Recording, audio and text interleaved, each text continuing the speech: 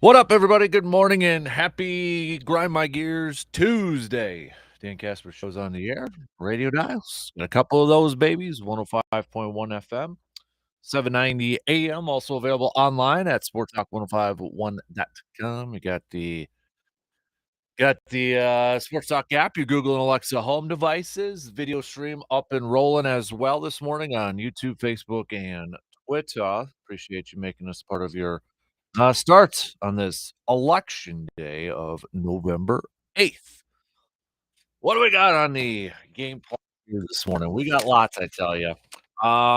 Bucks falling last night, dropping their first game of the season, the Trey Young Atlanta Hawks. So, just taking the pressure off of trying to get an undefeated season out there, right? Just trying to take that pressure off a little bit. But, no, falling. For the first, let's just call it a poor second half of the game last night. Bucks jumped out to a 36-25 lead in the first, but getting outscored 37-22 in the third, and pulling up by only putting up 18 points in the fourth quarter. So Bucks 9-1 now on the season. Giannis 25 points, 7 rebounds. Greek Freak.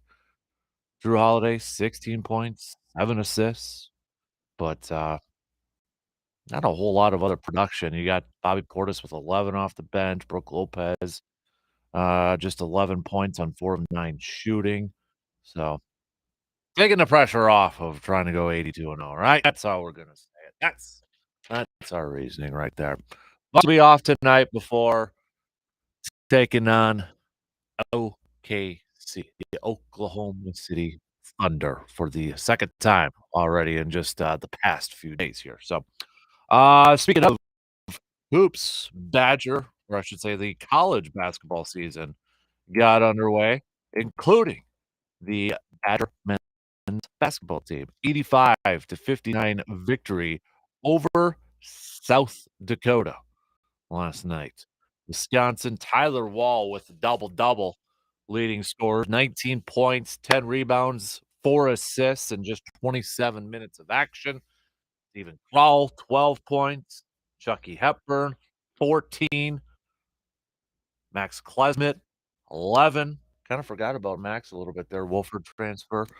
But those were Jordan Davis contributing 6. Those were your starters in the game last night. So Badger Hoops beginning their season 1-0 before they take on Stanford at AmFam Field, excuse me, Milwaukee on Friday. Anybody go in that game? I know I've asked a couple of times, but now that the game is here, anybody actually heading down to Milwaukee on Friday to check out the game?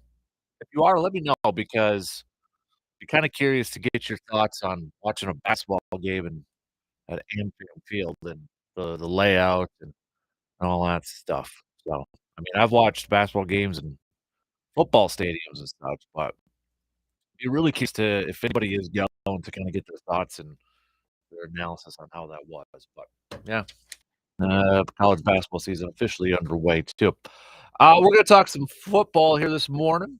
Matt LaFleur confirming Rashawn Gary's season is done. Also, he's concerned about Eric Stokes' injury. Didn't really dive too much into it. Romeo Dobbs has reportedly suffered a high ankle sprain that will keep him out 4 to 6 weeks-ish, so don't expect him to play this weekend. Aaron Jones, however, sounds like he is expected or will plan on playing against the Cowboys.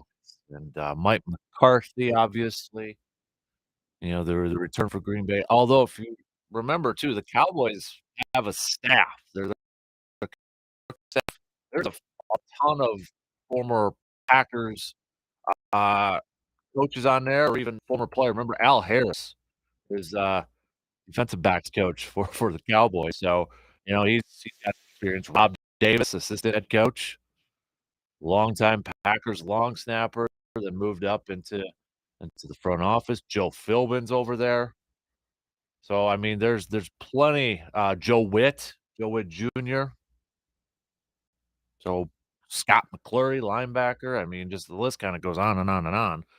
but, plenty of former Packers coaches or players, a part of this coaching staff making their return, I guess, back to Green Bay. But Mike McCarthy talked, to both the Packers local media yesterday and also, the Cowboys media, and of course, 90% of the questions all about coming back to Green Bay and his time in Green Bay. So, we'll hear a little bit from former head ball coach of the Packers, including, I mean, he let it be known too that him and Aaron Rodgers still connect, still stay in contact, and they've been actually connecting as of recently. Like, almost it seems like they're in constant communication even, to this day.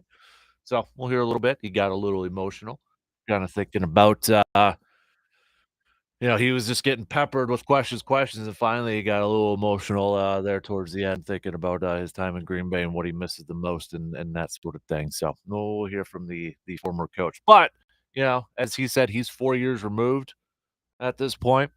So 4 years removed. Let me ask you, Packers fans, has your I don't know, is appreciation the right word? But has your, I guess, opinion when you look back at Mike McCarthy's career now that, the dust has maybe settled here a little bit.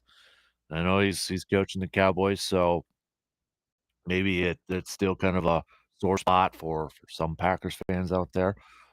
But I mean, now that in 4 years has and we know his tenure ended with a lot of frustration from Packers fans and that sort of thing. But has your appreciation, has your thoughts on McCarthy changed now that, time has passed here a little bit?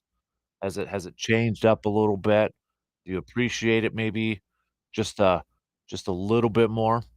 I saw this on my Facebook memories the other day, and this was a poll done by Packers News in 2013. It was November 5th, 2013, and it was a poll done by, again, PackersNews.com, but they asked the question, and it got over 8,000 votes. Mike McCarthy or Mike Holmgren? Who was Green Bay's best coach? And at that time, again, 2013, but I thought it was just interesting that it popped up in memories this week. 67% voted for Mike McCarthy over Mike Holmgren. 67% McCarthy, 32% Holmgren. Now, obviously, that was 2013, a couple years removed, from, Super Bowl 45, so maybe a little bit of a recency thing there could factor into that, yeah, but I don't think that number would be high, maybe even flip-flopped at this or maybe a little bit more, towards Mike Holmgren, but I just thought it was interesting. I'm like, "Hey, that just popped up. I'll bring it back up." Kinda get people's, reaction from that now, see what they're thinking about that, but, so with that too, with coaching and that, we kinda had a fun question I threw out on social media. Yes, I think I just did it on Facebook. I don't know if I did it on Twitter or not. But, with the news of the Colts, so the Colts fired Frank Reich, okay? And instead of promoting or, elevating one of their assistants, and they got a couple at least with head coaching experience, they went outside the organization, kinda, sorta, and brought in Jeff Saturday, former Packer Pro Bowl center Jeff Saturday, 1 year, ended up getting benched later that year, but obviously a longtime center for the Colts, for Peyton Manning and that. But, Jeff Saturday, who's been, on ESPN, being an analyst, being a commentator, was coaching some high school football down in Georgia. Colts bringing him in, to be the interim head coach, and it sure sounds like, I mean, that was just kind of a weird press conference last night, if anybody had a chance to catch some of the clips or whatever have you. But I'm like, "All right, let's have a little fun with this one." If you could pick any former Packers coach, or excuse me, any former Packers player who doesn't have any head coaching experience, okay, or like any NFL or college experience, who would it be? So you gotta take Bart Starr off, you gotta take Forrest Gregg off, gotta take Bill Curry off, coached at Alabama. So who would that be? Some of you Good pick. Some of you went a little bit more of the serious route and went, like, with Edgar Bennett because obviously he's been coaching as a coordinator or position coach in the NFL, for a while now. But got some good interesting picks out there. Not a whole lot of, double ups, but if you haven't had a chance to make your pick on Facebook or Twitter or that, you can hit me up with a text on the, Shoe Doctors texting line, 715-830-1912, or you can just comment on the Facebook and Twitter page too. That you can do it there. But, so a little fun there. Gotta grind my gears. We'll hit that up just past 7 o'clock. What's grinding your gears? You can let us know. We got a bench, start, cut. We'll get to that, a little bit later on. Press Pass Tuesday, the one question that's on your mind. If you could ask one question to anybody or anything, or maybe you just have a general question that's been bugging you, like your main question, your number one question, what is that? Part of our Press Pass Tuesday, so we'll hit that up. Coming up a little bit later on too. So, let's get, things rolling here this morning. Coming up on the opening drive here, we're gonna do a little bit of a smorgasbord, bag of tricks here. So we'll hit up some Bucks chat, Bucks falling last night to the Hawks, 9-1 in their first 10 games of the season. Let that up. Badger hoops, they got a victory against South Dakota. Also talk a little football, little green and gold. We'll maybe hear from Mike McCarthy coming up after the break here too. So we'll kind of do that too. Get your thoughts on that. But all right, let's take that first break and then opening drive. We'll get things rolling here this morning after these words.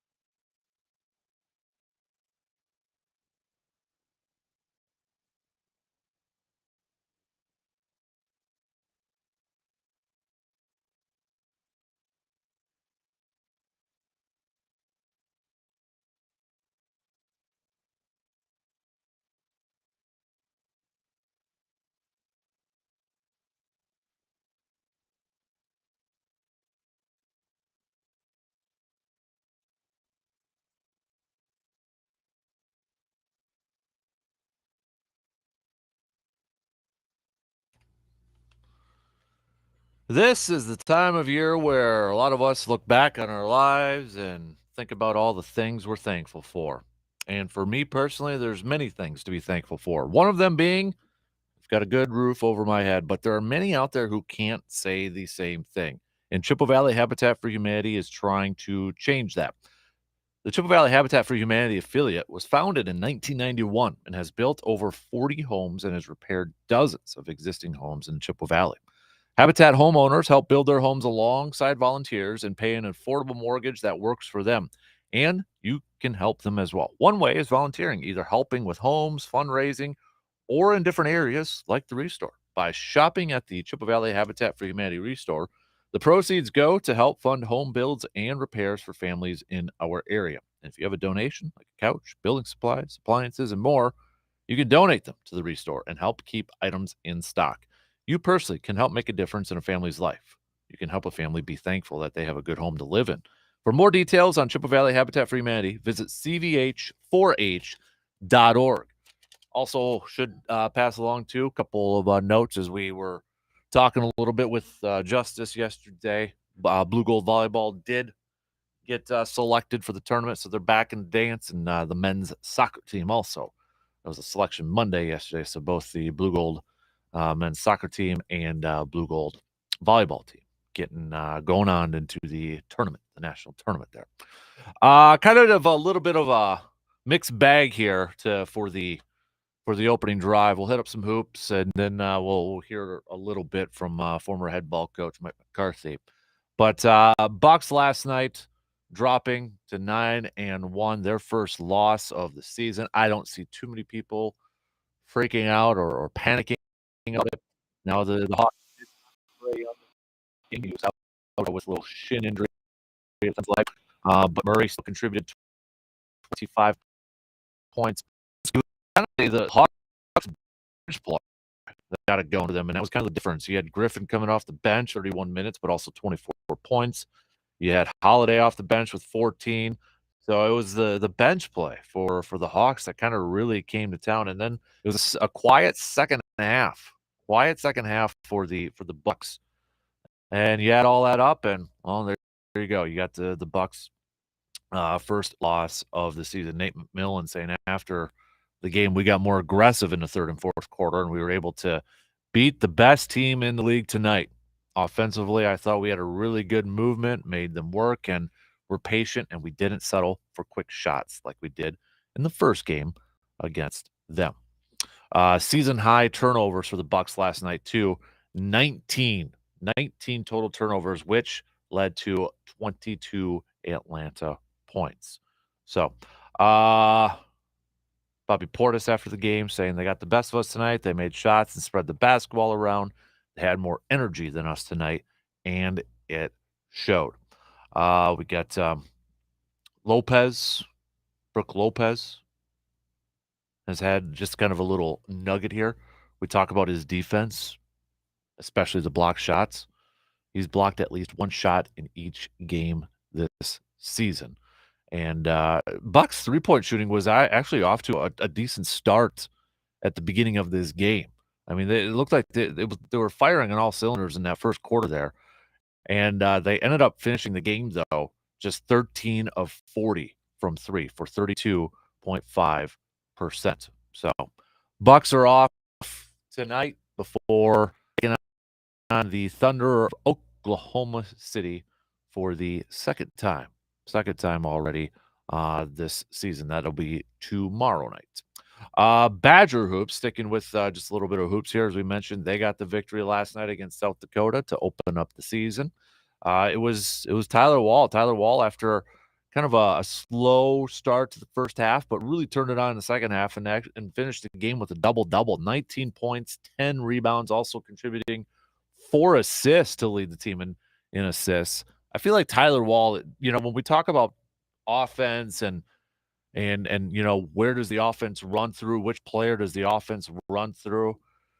Obviously, last year was Johnny Davis. You had Brad Davison. Tyler Wall was, probably talked a little bit more about his defense and such, but he had moments offensively, and you kind of wonder, is he going to be that guy this year, or is it going to be different guys, different players every game that sort of thing. But Tyler Wall, I think there's a lot of expectation for him to kind of be one of the main guys and maybe take elevate his game a little bit more this year, along with Stephen Crowell, who had 12 points, Chucky Hepburn, 14 points, had a couple early turnovers in the game last night. Jordan Davis got off to a nice start, but just finishing with 6 total points last night. And Max Klesmit, who maybe we should have kind of highlighted a little bit more. He was in starting lineup. Now he is he's a transfer, but he's originally from Neenah. So he's originally from Neenah, but he spent the last seasons at Wolford and finished as the team's second leading scorer this past season. He averaged 14.9 points per game as a sophomore. So, kind of I'm guilty of it too, but kind of forgot about him a little bit. But he's in the starting lineup, so maybe kind of keep an eye on him, and especially with that outside perimeter shooting there too. So now we get a night game coming up at AmBam Field, taking on Stanford for both the men's and women's program. Yeah, if anybody's going to that game, please let me know. I'll be really curious to get your thoughts on what was like and into the setup and all that sort of stuff. So, okay, like I said, we've got a little bit of a mixed bag sort of things to open up the opening drive here. I'll split up some of the comments because there's a few clips I want to play from Mike McCarthy's presser yesterday leading up to his return to Green Bay. So we'll start it off. Obviously a lot has been made about McCarthy and Aaron Rodgers' relationship, especially towards the end of their tenure. Well, he was asked about that yesterday, and it sounds like they still talk, and they still checking in with each other, and actually maybe talk quite a bit. There's audio courtesy from the Dallas Cowboys yesterday. That relationship.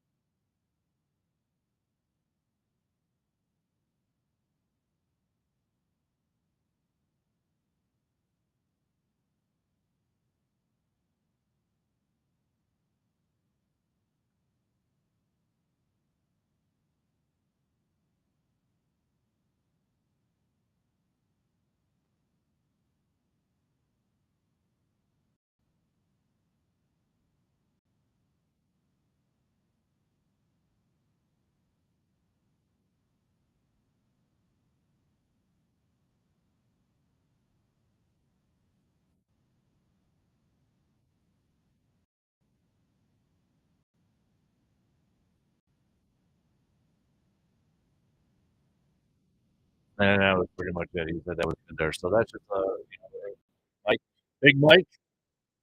I'm sure Aaron's going to be asked about it today on his appearance with his good buddy Pat McAfee. I would think he would be asked about it. For sure, he will be asked in the Packers media group tomorrow at his locker. But the question that I kind of threw up to a lot of you or everybody right now who is a Packers fan has it's been 4 years as Mike said a little bit earlier in that presser of his. It's been 4 years removed now. So, and obviously when he was let go, a lot of Packers fans said about time, maybe a little too late, should have been done it earlier, all that sort of stuff. But now that you're 4 years removed and the dust has kind of settled and this, that, and the other thing, has your appreciation, and I think that's the right word to describe it, but has your appreciation, has your thoughts on Mike McCarthy's tenure as a Packers head coach, kind of grown maybe to be a little bit more positive, or maybe you still feel like it's a negative? Because there's so many different, I guess, different factors you can kind of go about it. I kind of compare it to like, I can't remember off the top of my head who does this, but like every year they do like president rankings, right? And when a president leaves office, here's my history nerd coming out. But when a president leaves office, their approval ratings or whatever, or their rankings are usually low. But as time passes, a lot of those presidents kind of climb up in the rankings, right? And as history goes on, and you kind of look back at their presidency or their tenure, a lot of those guys that maybe kind of rises, or in a few cases goes down. But now that we're like 4 years removed from a Mike McCarthy tenure as Packers coach, what kind of stands out to you? Obviously, Super Bowl is going to be there. Do you give him maybe a little bit more credit? Might be, some people might not want to give him credit, but because he had Ted Thompson as a general manager, and I'm not trying to rag on Ted Thompson, but we know how Ted Thompson built his teams, right? We know exactly how he built his teams through the draft. Did he do enough in free agency? Once in a while when he dabbled into it, some of those moves worked out. Charles Woodson, Brian Pickett. But when you look back at the 13 years that Mike McCarthy spent in Green Bay, with all of them beside the final year where he didn't finish out, that was duty as general manager. How would you look back? How do you look back upon that? Success? I mean, started off 2006, his first year, 8 put up in 2007, where there was a Packers team that nobody expected really to hold. They went 13-3, lost the NFC Championship game. We all remember that game. Aaron Rodgers' first year, 6-10. That was the year 2 in 2008. Remember, they had a lot of leads, it felt like, but then in the fourth quarter, collapsed. 11-5, 10-6. The Super Bowl year, 15-1, 11-5, 8-7-1, 12-4, 10-6, 10-6, 7-9, and of course his final year, the 4-7-1. But in his 13 years, won 125 games, 77 losses, 618 winning percentage. Those are solid numbers. You take the name away and you throw those numbers up there with a Super Bowl winning that, those are solid numbers compared to other coaches. Now, a lot of people will give him credit because, well, he did have Aaron. And he did. You look at a lot of coaches and a lot of successful coaches, the majority, if not all of them, had a pretty darn solid quarterback with them. Sometimes it takes two to tangle, or sometimes it takes a couple more to tango. And, I don't know what the reaction is going to be like when he returns. I know he was asked about it a couple times. What do you think the reaction is going to be like when, from the fans and coming out to Lambeau Field and that sort of thing. And part of the reason that I still want to go, and I'm still going this weekend, is because I want to see that reaction. I've been in Lambeau when Favre returned as a Viking, and it was not a good reception. He mentioned too that Mike was a part of the Packers staff in '99 when Mike Holmgren returned, and he mentioned that Packers faithful gave him a nice return ovation, that sort of thing. But I got to imagine the Packers will probably do something to acknowledge him. It's I've seen people go back and forth on this and in the whole Twitter thing or in this whole social media thing. Do you cheer for Mike McCarthy? Do you boo him because he's a rival? I think you can acknowledge him, do a little tip of the cap sort of thing. But then, once that whistle blows and the kickoff is underway, he's on the opposing team, and we got a job to do, and that job is to beat him and to beat his team and to win. So you can tip the cap, you can acknowledge it, and it's not like he left on his own terms. Dude was fired by Green Bay. It's not like he's like, hey, screw you guys, I'm going to go jump ship over here. And he did mention too, we'll get to this clip coming up in the next hour, but his time when he, had the year off and he stayed around Green Bay, he regrets that now. We'll hear from him. Kind of, yeah, I mean, it would be awkward. It would be awkward, but we'll let it. We'll play that coming up in the next hour there too. So, but along with, like, talking Packers coaching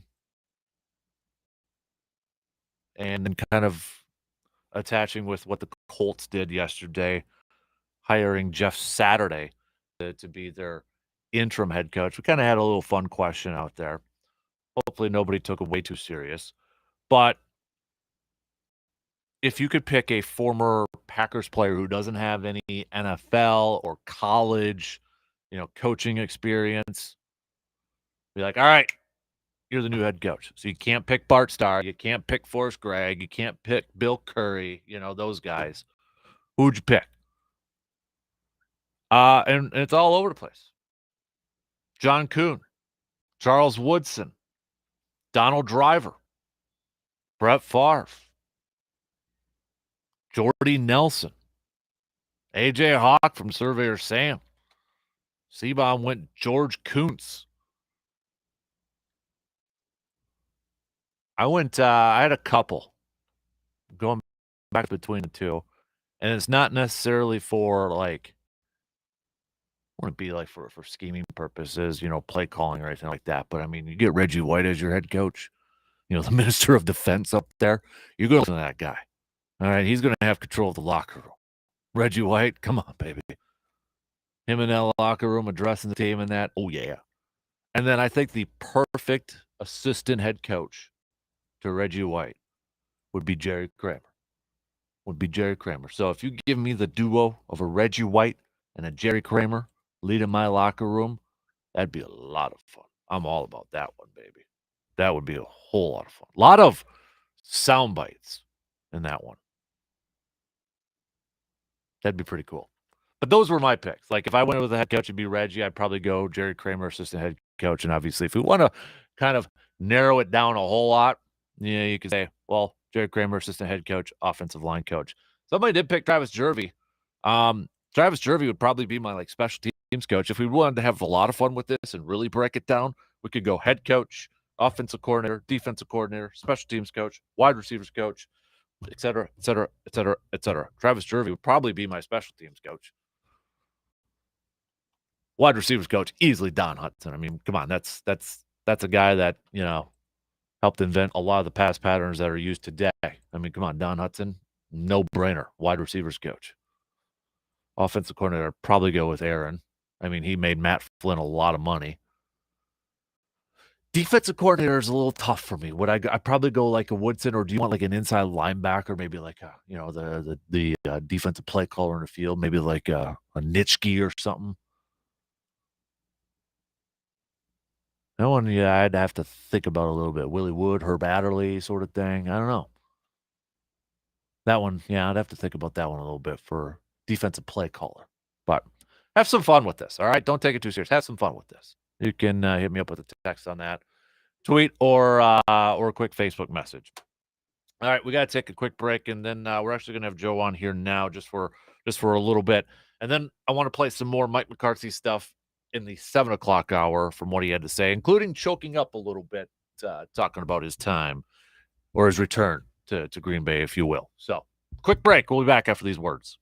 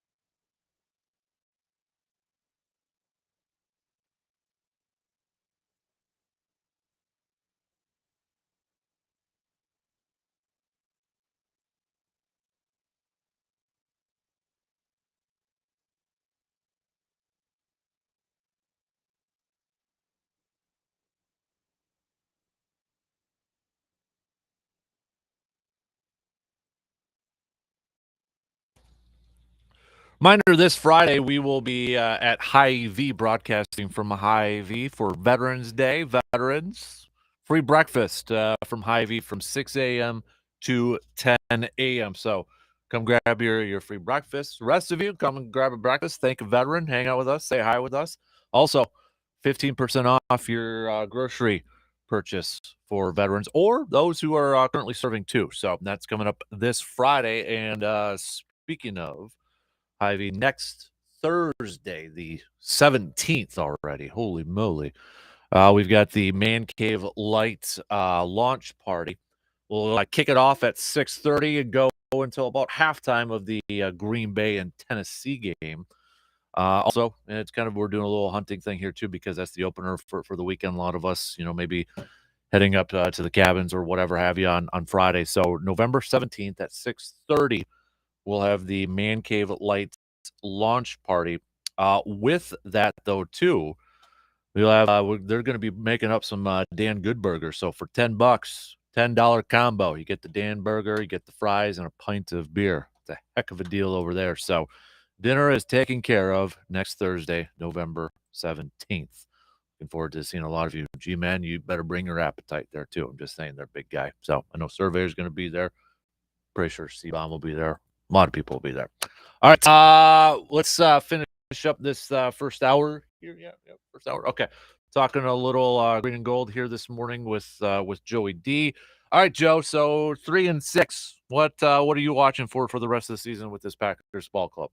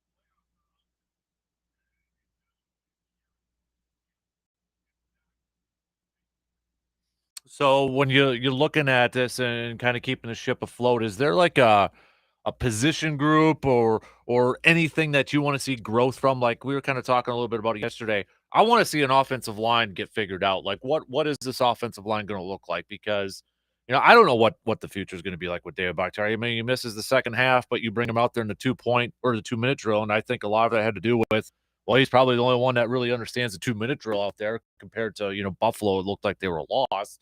I mean, I'd like to see them figure out this offensive line group. What about you?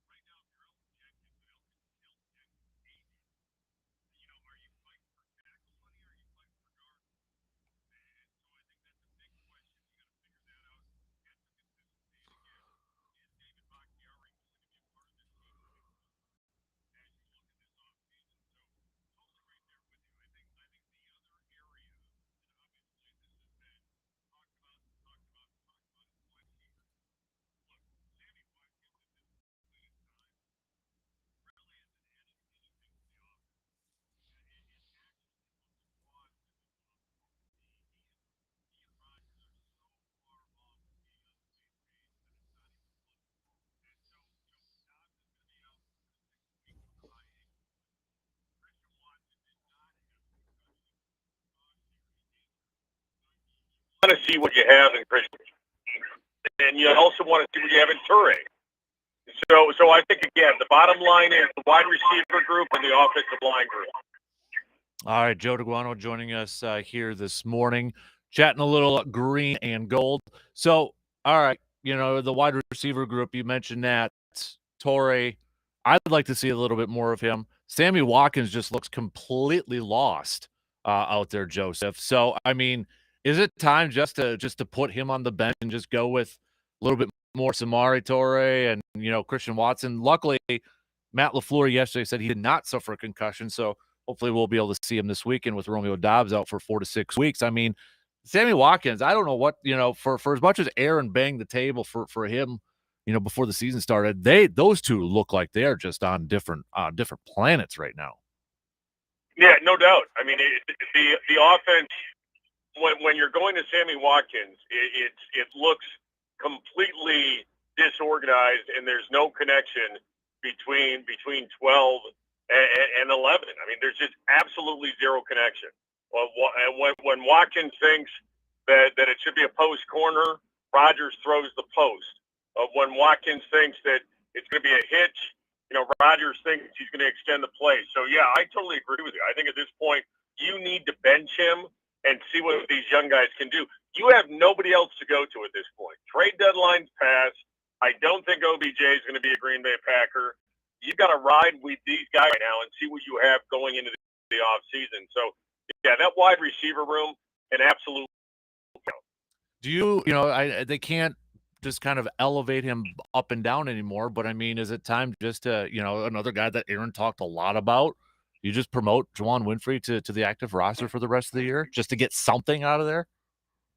Oh, I think so, because again, with Dobbs being gone 4 to 6 weeks with that high ankle sprain, right now, I mean, you don't, and you have Lazard in out of the lineup with that shoulder injury. You have Cobb still nursing that high ankle situation that he has. So at this point, you might as well see what you got, because this is a guy who Rodgers has talked about year after year after year, but it always seems when he comes into a game, he's not able to step up to the bright light. So yeah, I think you bring a guy like that up. I think you see what you have in Kylan Hill. Another guy that I'd personally like to see get more snaps is Josiah DeGuara. What do you have there? And it seems to me that when you look at the game film, that Rodgers is really allergic to throwing the ball to DeGuara, because there were a couple of times in that game when I've been looking at film that DeGuara is wide open. There was one in particular that just, it looked like he could have walked in the end zone on a seam route. He was so open, but Rodgers completely looked the other way. So, yeah, you've got to see what you have with some of these younger guys now. You're not playing for the playoffs. You've got to figure this thing out going into the offseason and see where do you need to sign, where do you need to draft. And so, yeah, you got to start looking at what 2023 is going to look like and whether or not any of these guys are players. There's been some fans clamoring, is it time to give Jordan Love some playing time? What are your thoughts on that? It's not going to happen. It's not going to happen. And do I want to see Jordan Love play and see what you've got there? Yes, I do, but it's not going to happen at the expense of 12. It's just not. The only way that happens is if 12 gets tweaks an ankle or something, and you can see Jordan Love out there. At this point in time, the Packers are committed to Aaron Rodgers. If they don't know what they have in Jordan Love yet, then there's a problem with that coaching staff and that scouting department. And so you should know what you have in Jordan Love. The Green Bay Packers have a big decision to make, Captain, this offseason. Starting the offseason, they've got to decide whether or not to guarantee that 5th year for Jordan Love. And if they do that, 2024, that's a $20 million number for Jordan Love. And the Packers need to decide on that this coming off season. So I'd love to see Jordan Love. I'd love to see him play some extended action. I just don't see it at the expense of 12. Yeah, I mean, because if you play Jordan Love this year and you bench 12 ain't coming back then, right? I mean, that's what you can't bring him back to. As you said at the beginning, you think he plays a couple more years. That it's kind of like the Matt Ryan situation a little bit. He ain't coming back. Yeah, No, I totally agree. I totally agree. And I've thought all along that Rodgers wants to play till he's 40. Rodgers wants to retire a Green Bay Packer, and so Rodgers holds all the cards. You know, he's got so many no trade clauses in that contract, and he's got $50-60 million guaranteed for the next couple of years coming up.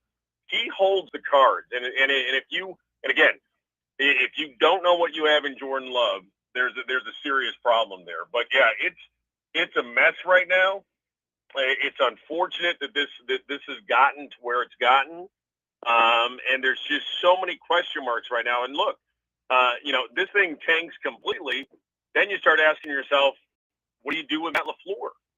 And are you at the point? And I know a lot of people are talking, especially with Mike McCarthy coming to town, that is this LaFleur Rodgers marriage starting to look like the end of the McCarthy. So a lot of question marks with this team. Unfortunate, again, what has happened. And again, I think the biggest thing that this team can do is try to keep this thing together and build some semblance of offense. Because right now, there is no consistency. There is no identity. There is no game-to-game that Green Bay can put up 20, 30 points a game. And you got to find that offensive identity going into 2023. To wrap it up here, Joseph, you mentioned Mike McCarthy returning. He talked to the media yesterday. We played some clips. We'll play some coming up in the next hour and such. But 4 years removed, what do you think the reception will or should be like from McCarthy, or how do you view Mike McCarthy now that it's 4 years removed from his Packers tenure? You know what? I said it yesterday, and the emotion he showed in the presser, I thought was genuine. I thought was real. He talked about his wife. He talked about his kids. And again, I think for all the crap that he's taken over the last several years, and again, I used to do my Mike McCarthy impersonations and et cetera, and I think the time was right for he and Rodgers and the Green Bay Packers to separate. And I just think after a while, the message gets stale. But I think Mike McCarthy, when you look at how he should be treated, I think he should be treated with the utmost appreciation and respect from the Green Bay fans this weekend, because when you list off the names of Green Packer coaches who have delivered Super Bowls, there's three, and it's Lombardi, and it's Holmgren, and it's Mike McCarthy. And again, I think the Green Bay Packer fans need to show him appreciation. They need to show him respect, and again, appreciate what the man did, because there's no question at the time when Mike McCarthy was hired, he was the right choice there. And again, Mike McCarthy took over Brett Favre and rebuilt him and helped build Aaron Rodgers into what Aaron Rodgers became. And so I don't think you can take anything away from Mike McCarthy and what he did for the franchise. I think it was great that he showed emotion in the press. I don't see that a lot. I'm hoping for him to be successful in the rest of his NFL career. I just don't want him to be successful on Sunday. All right. Well said. All right, Joseph. Gonna let you go here. Appreciate the time early this morning. Quick prediction. Do you get Green Bay any chance, or is that just kind of a ridiculous question at this point? You know what? I think it's going to be a game, but I see Dallas winning this game. Mm-hmm. I don't see it being a blowout. I think Green Bay puts out a good effort, especially in front of the home fans. And I think the home fans are going to be fired up. And I think the Packers will, and Aaron Rodgers. I think it's going to be a very good football game, but I see Dallas winning this one. All right. Appreciate it, buddy. We'll catch up with you again next week. Okay, sir? All right, Captain. Thanks for taking me earlier. I appreciate the flexibility, bud. You got it. There you go. There's Joe DeGuano joining us here this morning just for a little bit there. All right. Rest of you, though, what do you think about Mike McCarthy in that tenure now that he's making his return to Green Bay? It kind of, Green Bay's literally, I mean, if you are holding on to just a little bit of life support for this team to maybe somehow make a run to a playoff spot. But the man that maybe can pull the plug on everything is Mike McCarthy and his team, sports, man. Can't write it any better at this point. We'll get to some more clips from former head ball coach McCarthy coming up in the in the next hour. We're going to kick off the 7 o'clock hour, though, with some quick sports nuggets and then grind my gears. There's something that's grinding my gears. What's grinding your gears? Let us know. Hit us up with a text, tweet, Facebook, all that good stuff. Okay? So let me know. Let me know over there. We'll get to a bench start cut. I'll announce what the bench start cut is. Then a little press pass. Maybe get to that in the 8 o'clock hour or so. Plus, we got Badger Talk, more Badger Talk with RJ Cardinal around 8:20 this morning. Badger Hoops getting W. We'll talk some Badger football. We got Badger hockey, Badger volleyball, a lot to catch up on for the Scotty Badgers. 1 in, 2 more to go. Stick around. We'll be back in just a few minutes to kick off the second hour with some Grind My Gears Tuesday.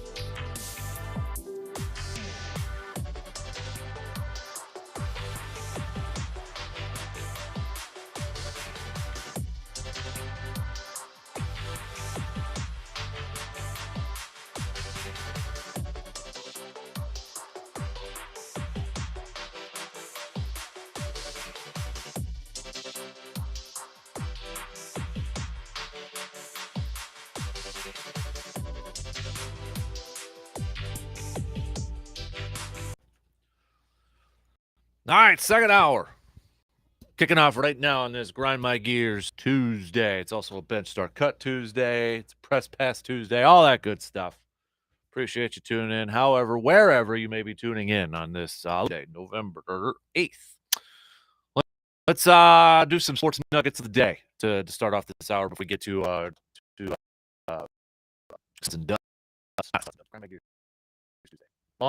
at the wrong screen there. There we go. Now we got set up. Let's go 1942. Parker Hall with the Cleveland Rams threw 7 interceptions against the Green Bay Packers. Yogi Berra in 1951 won his first MVP award. He went on to win 2 more in his career. That was 1951. 1954, the American League approved the transfer of the Philadelphia Athletics baseball team to Kansas City. 1959, Elgin Baylor with the Minneapolis Lakers scored 64 points and set a National Basketball Association's scoring record. Let's go 1963. The Maple Leaf Gardens became the first NHL arena to install separate penalty box doors for each team. We got 1970. Tom Dempsey set an NFL record when he kicked a 63-yard field goal against the Detroit Lions. As we know, that record has been broken since. 1981, Don Shula recorded his 200th victory. We've got... Do I got anything else on here? I don't think I got anything else on there. No. We got one big one. 1998, Emmitt Smith became the all-time rushing leader for the Cowboys. He also passed 12,000 career yards in the NFL. Those are just some of your sports nuggets for this morning.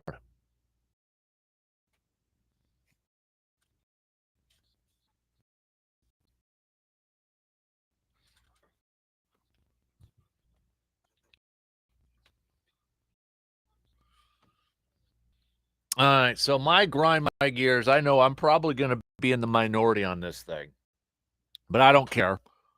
It seems like there is a increase in calls to bench Aaron Rodgers and to start Jordan Love and to quote see what they got with him.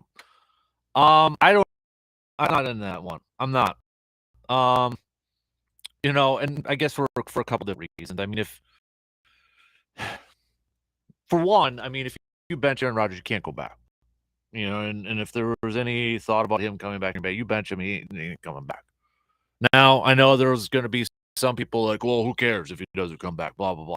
I mentioned this yesterday, but like 2005, I don't recall people asking the Packers and Mike Sherman to bench Brett Favre when he was throwing 20 touchdown passes and 29 interceptions for a rookie, Aaron Rodgers, to, quote, see what we got with the guy.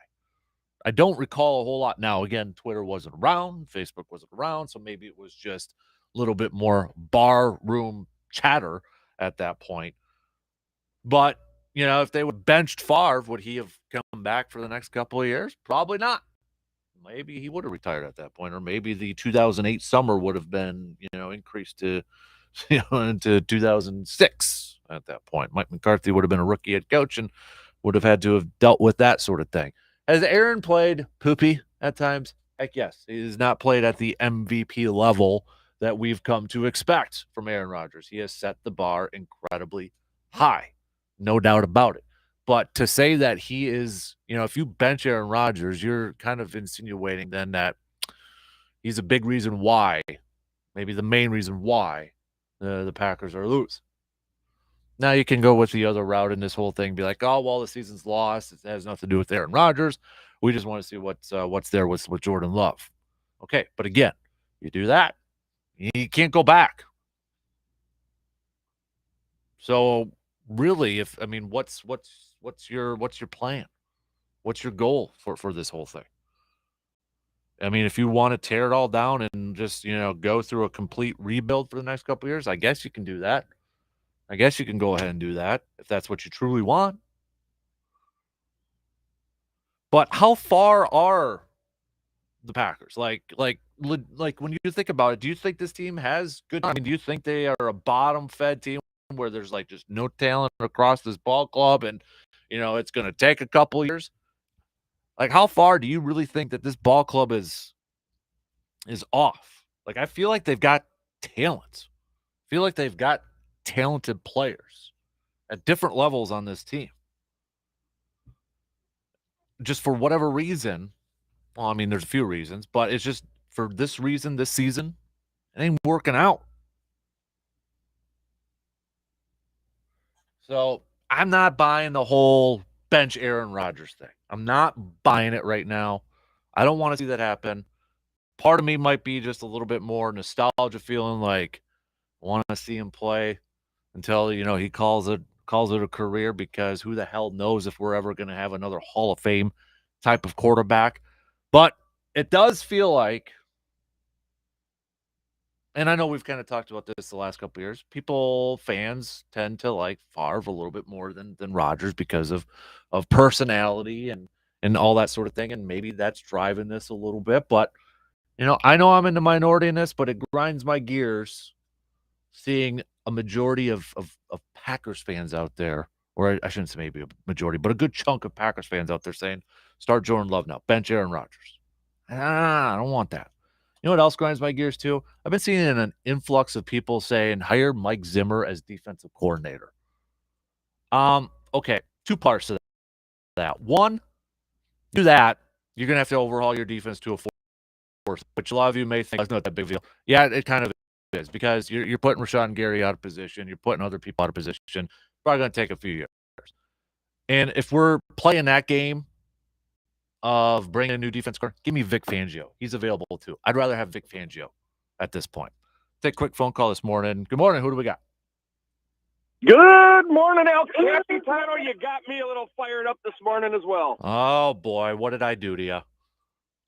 I'll tell you what, my brother, you're not the minority with this guy, because people for Jordan Love, go cheer across, be other fans across the freaking river.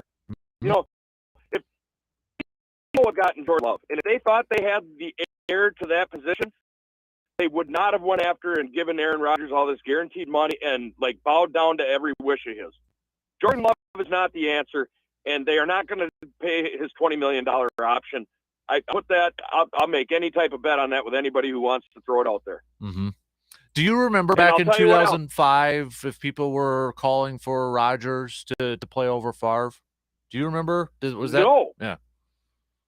People were pissed, and I was one of them. And Rodgers had played a little bit, and he looked okay, but everybody loved Favre, and you said it. There was no Facebook, there was no Twitter, so there wasn't a bunch of gossip and people firing each other up, but everybody loved Favre. He's throwing almost 30 picks, and people were begging for him to come back. And it was time. I mean, he wasn't playing well. Look, Rodgers has not been playing to his MVP self. But you know what?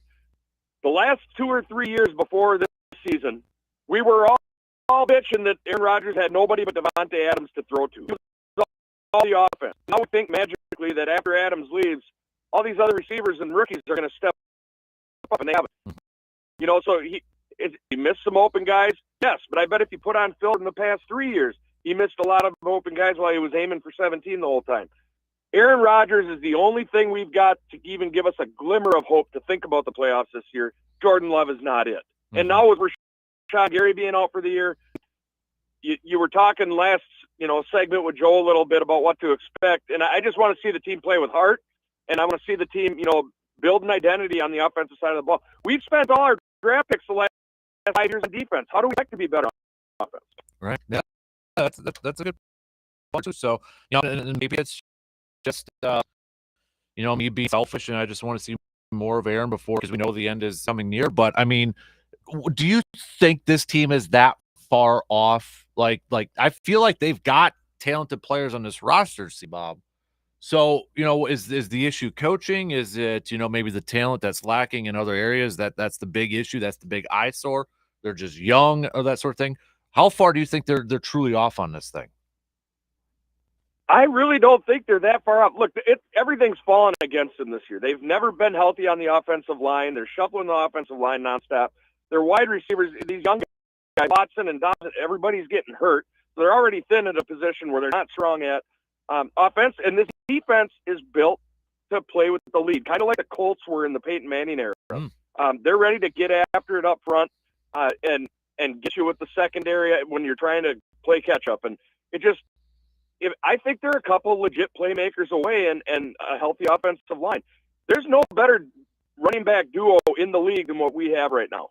So, if had we had, say Adams didn't leave and they added a veteran number 2, I think the team is, a one-loss team, and we're in a total different. Interesting. So, yeah, I mean, I feel like Aaron's not going to call it a career after this year. I could be completely wrong, but what would be your prediction? I think he's coming back as well. He said all along he wants to play till he's 40. Just all the drama that's happened around Rodgers the last couple of years and the way this season's going, it just breeds negativity. And it fires me up, and all the people that have such short memories.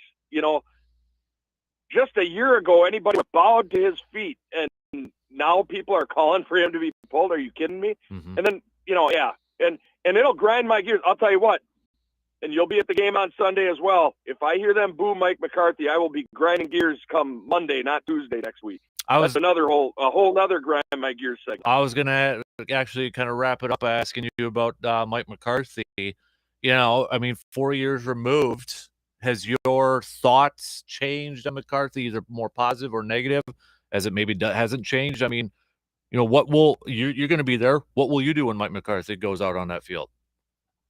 I will pull out my patented whistle that they can hear from across the stadium, and I will cheer hard for the guy. Look, I was in the camp that it was time for change, and I was, Holmgren at the end. It was time for a change with him. Sometimes there's just time for a change. Mike McCarthy, he came in and he was the right hire. He helped transition out of the Brett Favre era. He brought Aaron Rodgers, brought in a system, and they won a Super Bowl. The guy did everything for Green Bay, and it's not like he left on his own and said, "Screw you, Green Bay." He loved Green Bay, and he did everything he could with that team. And I have the utmost respect for the man, and I'm actually happy he's succeeding. I hate to see it's with the Cowboys, but it just shows. He took a team that with Dallas that hasn't won nothing in almost 30 years, and he's making them a contender. So good for him, and I hope the fans show the appreciation he deserves. I agree, man. I agree. Really quick, I got one more question for you. Are you buying the should LaFleur be on the hot seat sort of thing? No. I just think it's just been a terrible season all around, top to bottom, and I think everybody in the organization is to blame. And LaFleur got to right the ship, and I think the rest of the season will kind of put that on the wall. If everything falls apart, they might be forced to do something. But I still think he's a great coach. I do too, man. I do too. So just to wrap it up, you don't think that – I agree with you, but do you don't think they should bench Aaron Rodgers at all, even if they get mathematically eliminated? Nope, not a chance. You don't bring a guy back guaranteeing all these millions of dollars and Hall of Famer, best to ever play the game, and because you don't put anything around him and the team struggles, you don't bench him. If Aaron Rodgers can't succeed with this offensive staff, what do you think is going to happen to Jordan Love when he goes in there? He'll get crucified for sucking. Mm-hmm. Because if Rodgers can't make these guys look good, Love won't. That's a good point. I think somebody said yesterday too, it's like if Jordan Love was playing right now and, same results or even maybe a little bit worse, what would the cat calls be about Jordan Love at this point? So.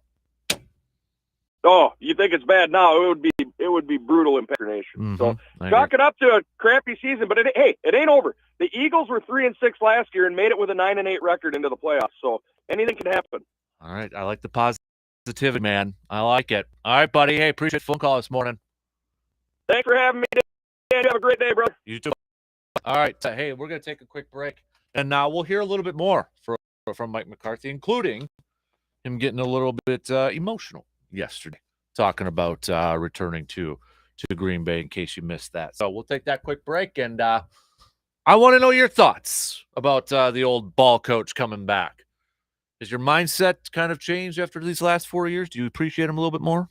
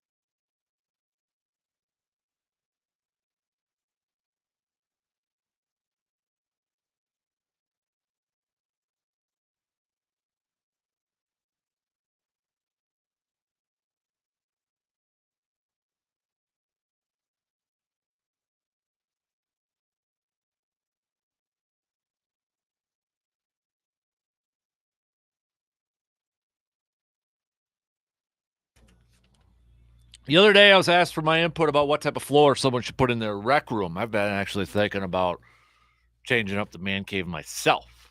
Got to see if I can get approval from the wife on that.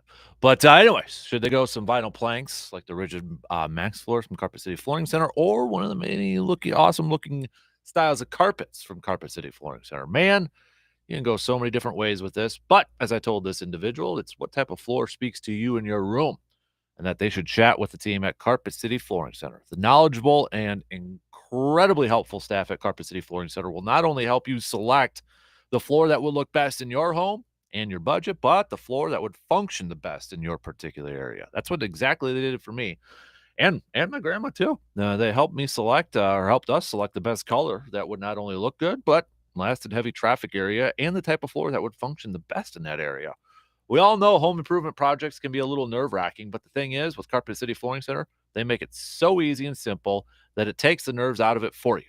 So, if you have any questions or you need help when it comes to updating your floor, look no further than the local experts at Carpet City Flooring Center in Eau Claire.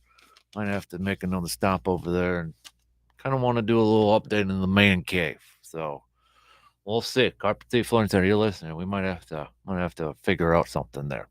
Hey, your bed start cut. Somebody sent this over yesterday, so I'm going to throw it out to you. Forgot to give you the topic. We'll get that probably next hour, or maybe at the back end of this hour. Bench start cut. We're going to do it. Somebody sent me a message like, "Hey Dan, ask the listeners what's the best dipping sauce for nuggets." I don't know if they're talking about boneless wings or nuggets, but I'm just going to throw it out to you. I don't know who this person is. Bench start, so I'm going to make it a bench start cut. Bench start cut. Barbecue Ranch or Buffalo. Apparently, they're having a debate. This was the message I got yesterday. So I'm just going to throw it out to you. If you're a boneless wing person, or maybe you're just a wing person, or whatever, Barbecue Ranch Buffalo, bench start cut. All right, we'll help out this individual. Got some fired up Packers fans, and I'm loving it. I am loving it. What do Packers fans think was going to happen this season? Let top 2 wide receivers go last offseason and bring in a horrible veteran and 3 rookies. All 4 additions shouldn't be more than at best 3 or 5 or practice squad players. Second, how do you run an offense through an injury-plagued star in Jones? He's never been a bell cow workhorse. The Honorable Travis from A-Town, I will ride or die with Rodgers as long as he is willing to stay. I hope the organization will as well. Mark, I'm with C-Bomb. He's right. In addition to his comments, probably some tweaking of coaching staff needed too. I'm fired up too. The largest gripe about 12 is that he didn't spend his offseason working out with receivers. I don't recall Brett Favre doing that as well. All right, here we go. We got a couple of let's hear from Mike McCarthy. Oh, got a couple more comments. I will definitely cheer for. Looks like listeners going to the game. We'll cheer for Mike McCarthy. Appreciate him helping bring back a Super Bowl to the Packers. Kudos to Mike McCarthy. Not many people give him enough credit for helping develop Aaron Rodgers. Another one going to the opposite. Could care less. My opinion on him hasn't changed much, but it wasn't a terrible opinion either. I just pictured him as a major what if. So many what ifs. Thankful for the title, but all those what ifs and what could have been under McCarthy. All right, let's hear from the former Buck coach talking about his return, and actually we're going to hear a little bit about his year staying in Green Bay and maybe kind of regretting that.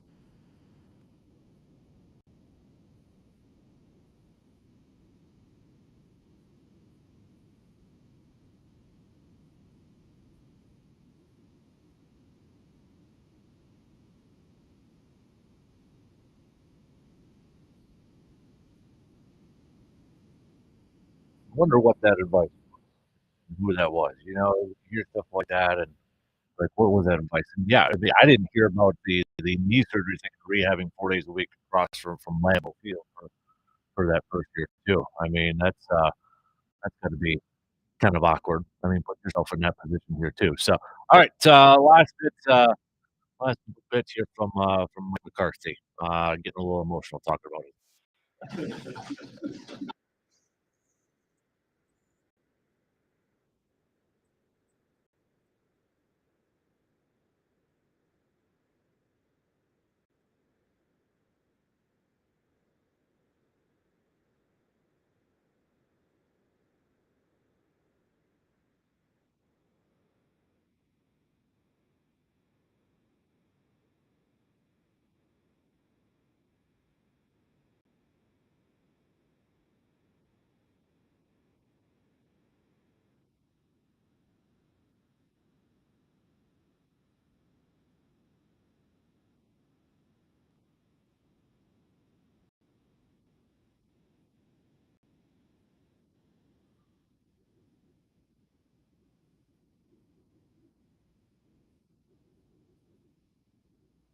All right, there you go.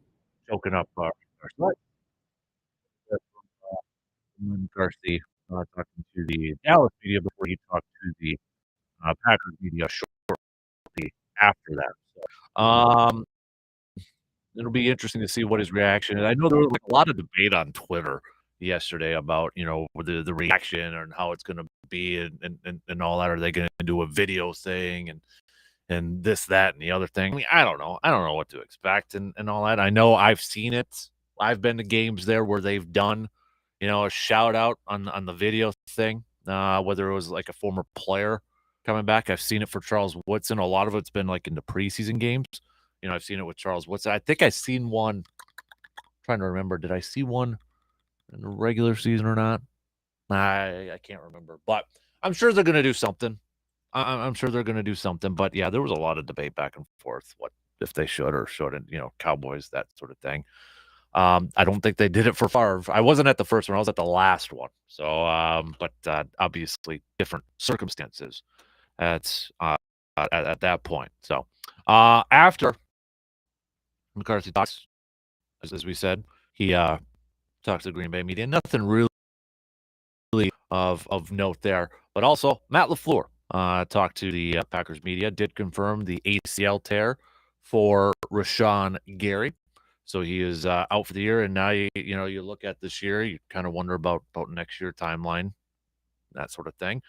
But haven't seen any updates. I know he was going to go through another MRI or more testing to see if the extent of the damage. One bit of good news, I guess, a couple bit of good news from Matt LaFleur yesterday. Christian Watson did not suffer a concussion. It was precautionary.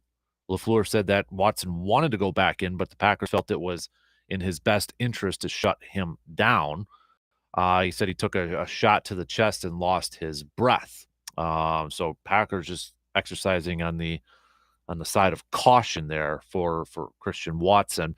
Aaron Jones, according to Ian Rappaport yesterday, had tweeted out that sounds like that he has a chance or will play this weekend against Dallas. And well, if you know your Aaron Jones, he's had some good games against Cowboys, mostly in Dallas, but going up his former favorite team. I mean, he's a Texas guy, so always kind of played his best going up against the Cowboys. Romeo Dobbs, he's going to be out for a while though, 4 to 6 weeks with a high ankle sprain. That's kind of the timeline there. Eric Stokes doesn't sound good for him. He didn't quite rule out any other injuries besides Rashawn Gary's, but he was asked if Eric Stokes' injury is the one that he is most concerned about. He said yes. So, we'll see what's that. But I have to imagine, with Randall still on IR, still on, he's about weeks away from being able to get off that thing. And now with Romeo Dobbs, I would imagine that they're going to put Romeo Dobbs on injured reserve. They're going to promote Juwan Winfrey to the active roster, another receiver on there, put another body on there. But I think the Sammy Watkins thing, it's got to be shut down. It's got to be shut down.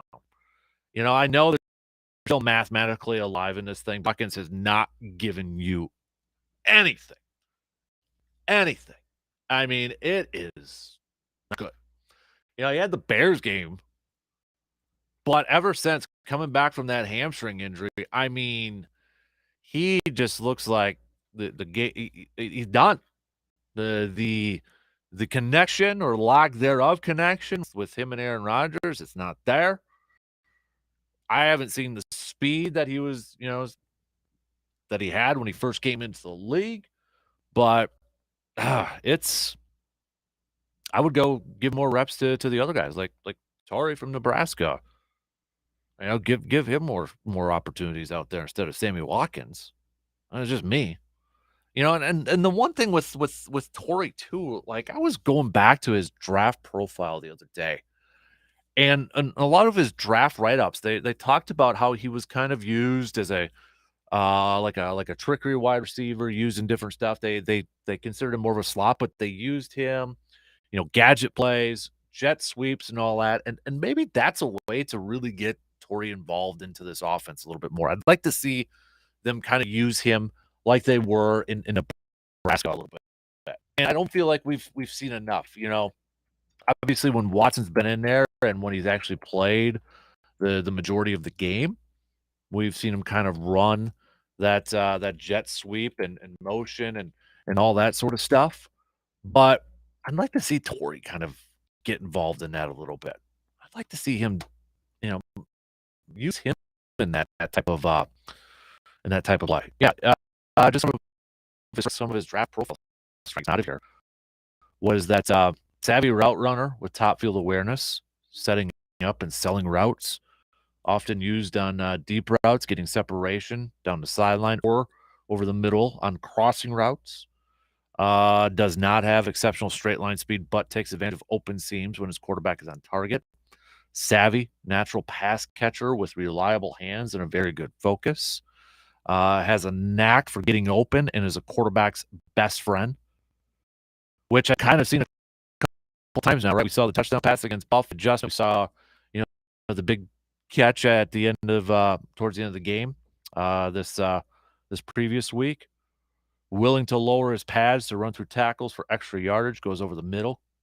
I want to see Torrey out there a little bit more. I want to see him get more opportunities ahead of Sammy Watkins at this point. That's just me. But just kind of looking a little bit more. Yeah, that is yeah, okay. Just looking at some more of these draft talks about Torrey here too. We didn't even really, a lot of that talk too was we haven't seen him a whole lot in special teams play. But anyways, that's what I would like to see. I hope we can change that up. Don't know if that'll actually happen or not, but that'd be one move I'd like to make. Before we, you know what? I'll say it for the break. Press pass. So if there's one question, your one big question that you have for the past week, you can ask it to anybody or anything, and you have to get a legit answer. What would it be? Also, I'm taking your fun picks. We put it up on Facebook, but I'm looking for some more picks with the Colts hiring Jeff Saturday. If you could pick a former Packer player to be the head coach with no coaching experience, so no Bart Starr, no Forrest Gregg, no Bill Curry, with no NFL, college coaching experience, whatever. If you could pick a former player to be that head coach, this is just for fun, who would it be? We've got some interesting picks, but if you haven't made that pick yet, let me know. Send it on over, okay? We'll take a quick break, and then we'll finish up the second hour with a little press pass after these few words.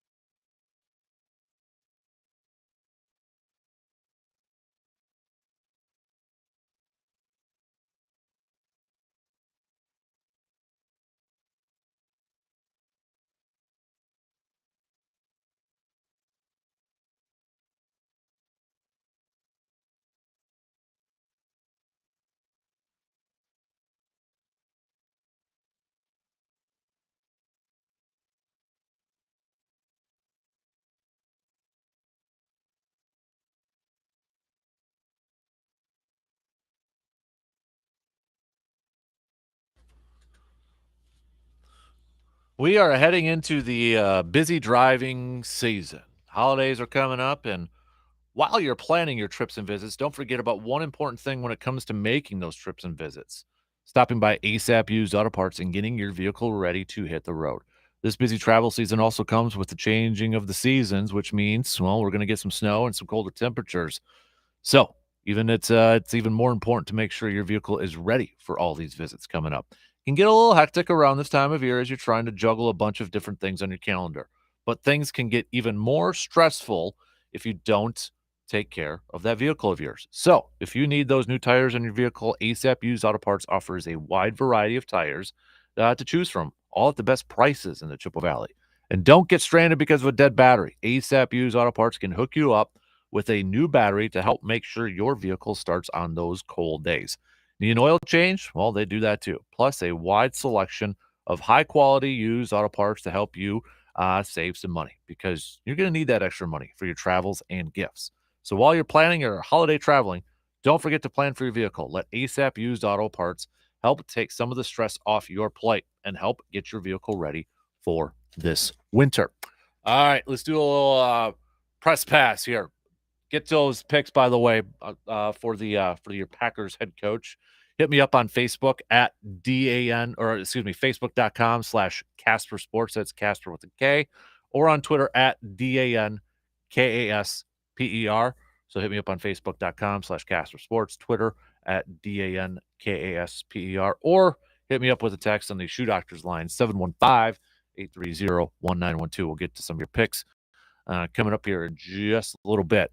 But press pass, if you had a question, if you could ask a question to anybody or anything, what's like the biggest question that's on your mind right now? Now, a couple of you have said the Colts decision to hire Jeff Saturday and such, which I'm sure now that, yeah, obviously would be a big question for probably Mr. Jim Irsay, the owner for the Colts and such. I went a little bit of a different route. I got two of them. One, I would ask Aaron Rodgers, and we're having fun with this sort of thing. Like, we know we're probably not going to get the answer we're looking for, maybe the fully 100% truth. But if you knew that you were going to get a legit answer, like or a deep answer, and you could ask it to anybody or anything, what would it be? My first one I would go to Aaron Rodgers, and I would ask him, because it's something I've been thinking about, and everybody's kind of talking about his future and that. Does this season, a 3-6 team right now, all the injuries, all the poor play, even from himself, does this season affect his decision? Will it affect his decision on whether he decides to come back or not? He's kind of already been asked, do you regret coming back and that sort of thing? I want to know truly, deeply, does this season from the young players that he's got, from the receiving department, does this season, will it affect, and how it's been going, will it affect his decision on whether to come back or not? And I guess what I'm insinuating is, will he call it quits because the team sucks this year? Or does he see something you're like, you know what? Let's give it another year. Let's give these youngsters, this year, get them the experience, and let's go for it next year. So does how the team playing this year affect his decision whether he wants to come back to Green Bay or not? Truthfully, like, is he like, I'm done with this? Well, we ain't gonna do anything for the next couple of years, so I'm done with this. My next one would probably be to Mike McCarthy, since we've talked quite a bit about Mike McCarthy today. But truthfully, I would like to know, outside of not winning more, or I should say not winning more championships, take that one away because that's the easy answer. What would be the next biggest regret that he has? Or if he could change something, or if there was something that happened during his time in Green Bay that he could alter, that he could change outside of not winning more championships? Because that's the easy one. Everyone will pick that one. But was there something? Like, was it, hey, maybe giving up play call duties earlier, or maybe not giving them up to Tom Clements for those few games? Was it, not maybe adjusting his offense? something. Was there anything?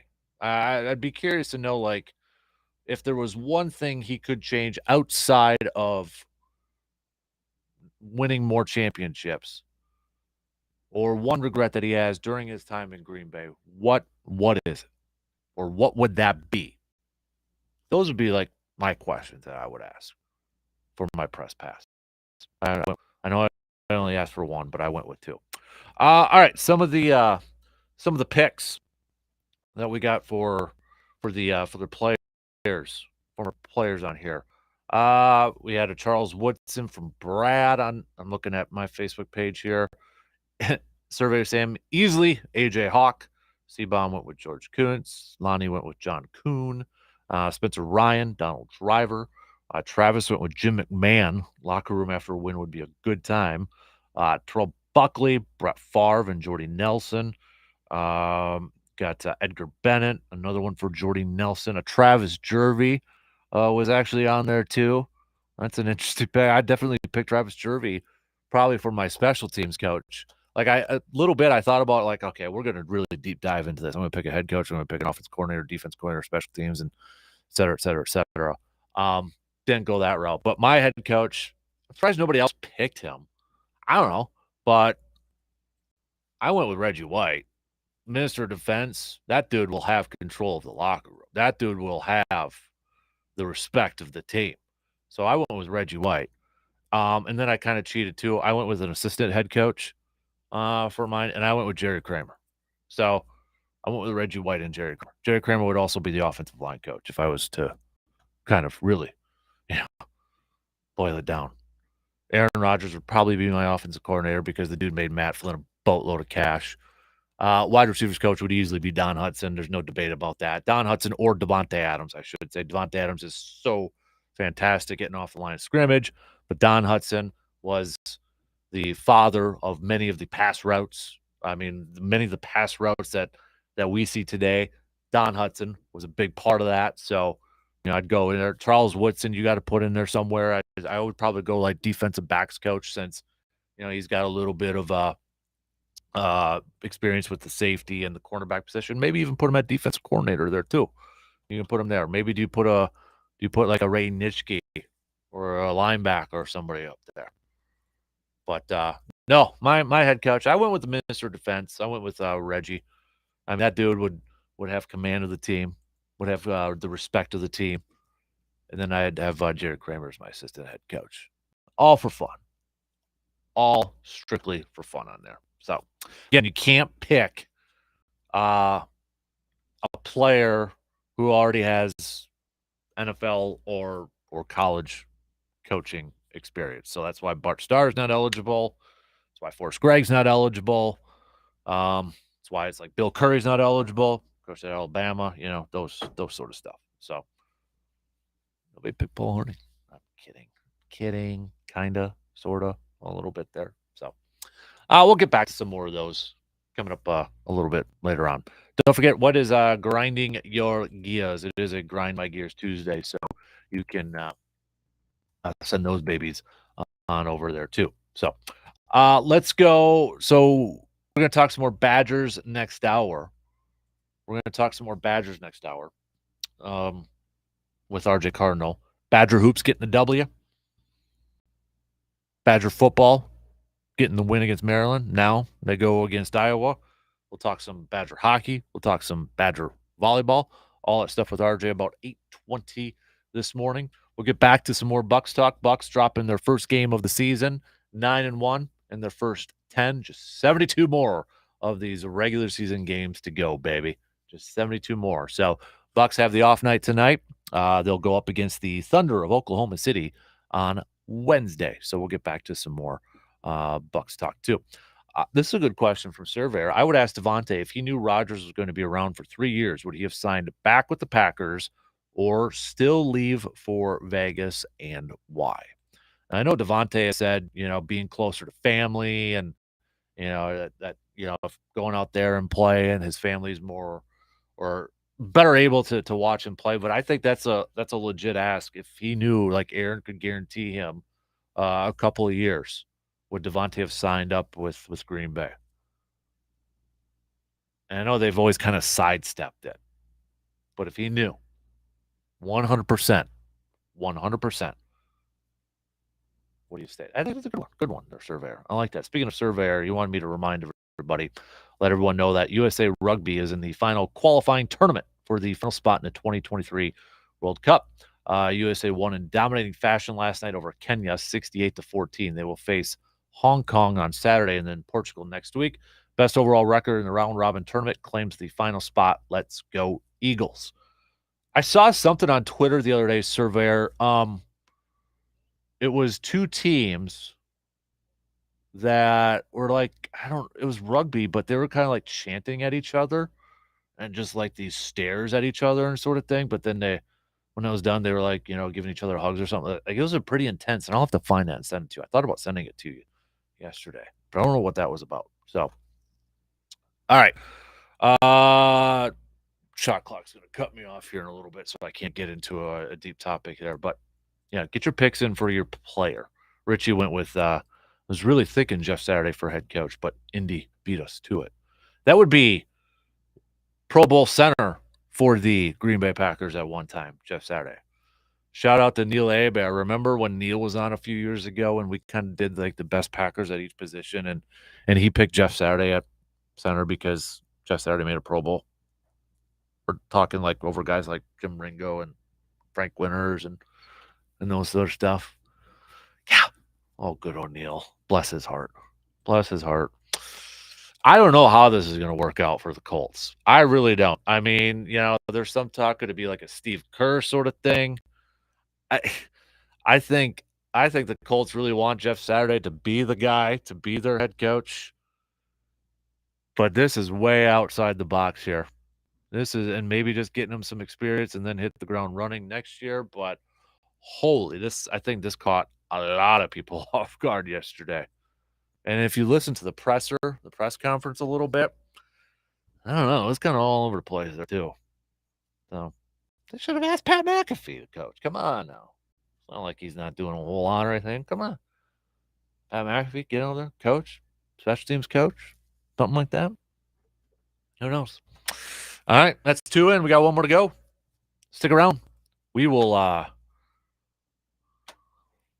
take a quick break and finish up the second hour or third hour after these few words.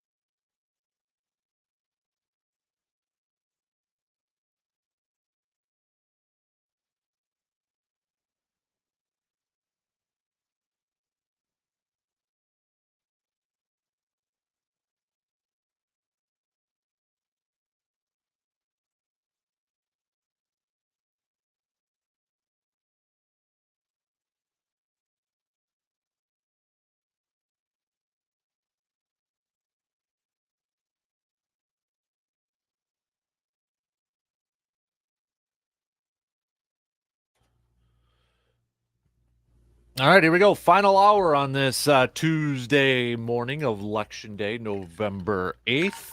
Appreciate you tuning in. However, wherever you may be tuning in on this, how's the weather out there, Coach Casey? You okay? It's getting chillier. You know, I know you like your warm weather. You're going to 35. get a couple 60s yet before we hit 30s this weekend. So, Love it. Who doesn't like 60? well, with your week off too, although you'll be kind of Yeah. not able to enjoy it too much.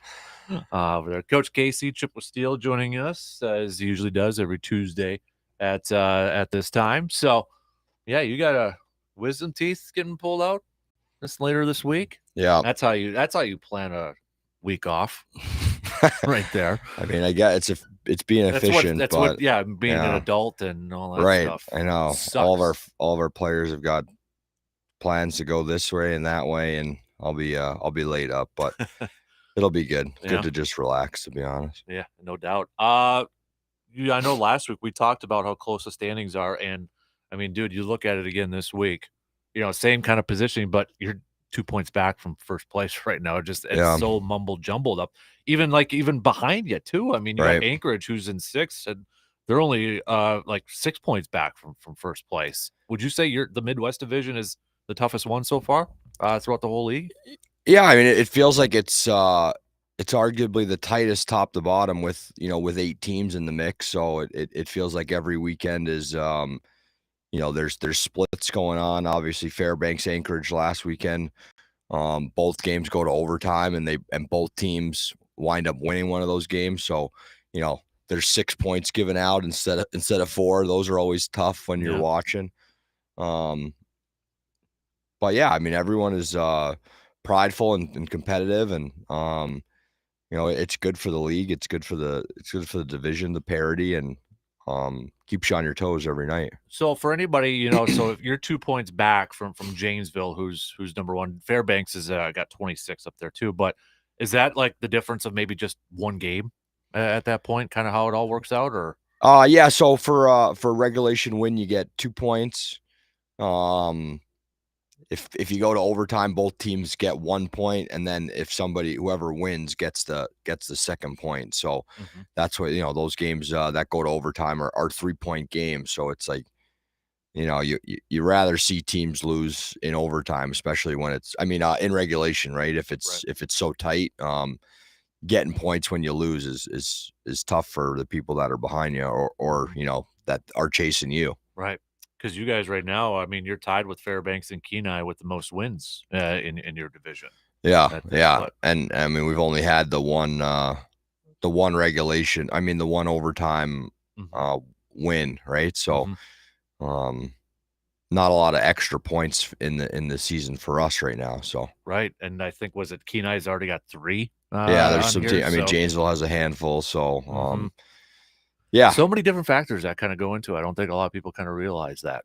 I didn't know that about the overtime one. Multiple ways to get points. And especially those games on the road where you're trying to to just scrape away a point or two here or there, that you'll find a way to get to overtime if you're losing late. That's kind of the mindset. We obviously we go into every game with the ambition of winning, right? But these guys, sometimes they don't understand, like, being on the road, getting that 1 point, especially on a Friday night, kind of can really make or break your weekend. If you can get 1 point there and wind up winning on a Saturday, you take 3 or 4 points. It's a heck of a weekend. Right. So off week, I mean, I know we kind of talked a little bit about it last week when you were back from Alaska. Then you had, home games this past week. But what did you tell your players with this bye week? Was it just kind of get away from hockey a little bit, re-energize? What was the message to your team? Yeah. Well, we're still practicing this week through Friday, and we'll give them the weekend off. We're not going to try and get too far removed from it. Obviously, Saturday night didn't go the way as planned. It wasn't a great start for us, and we did a little work yesterday to kind of make up for that. But just kind of want to regroup and take care of our bodies, and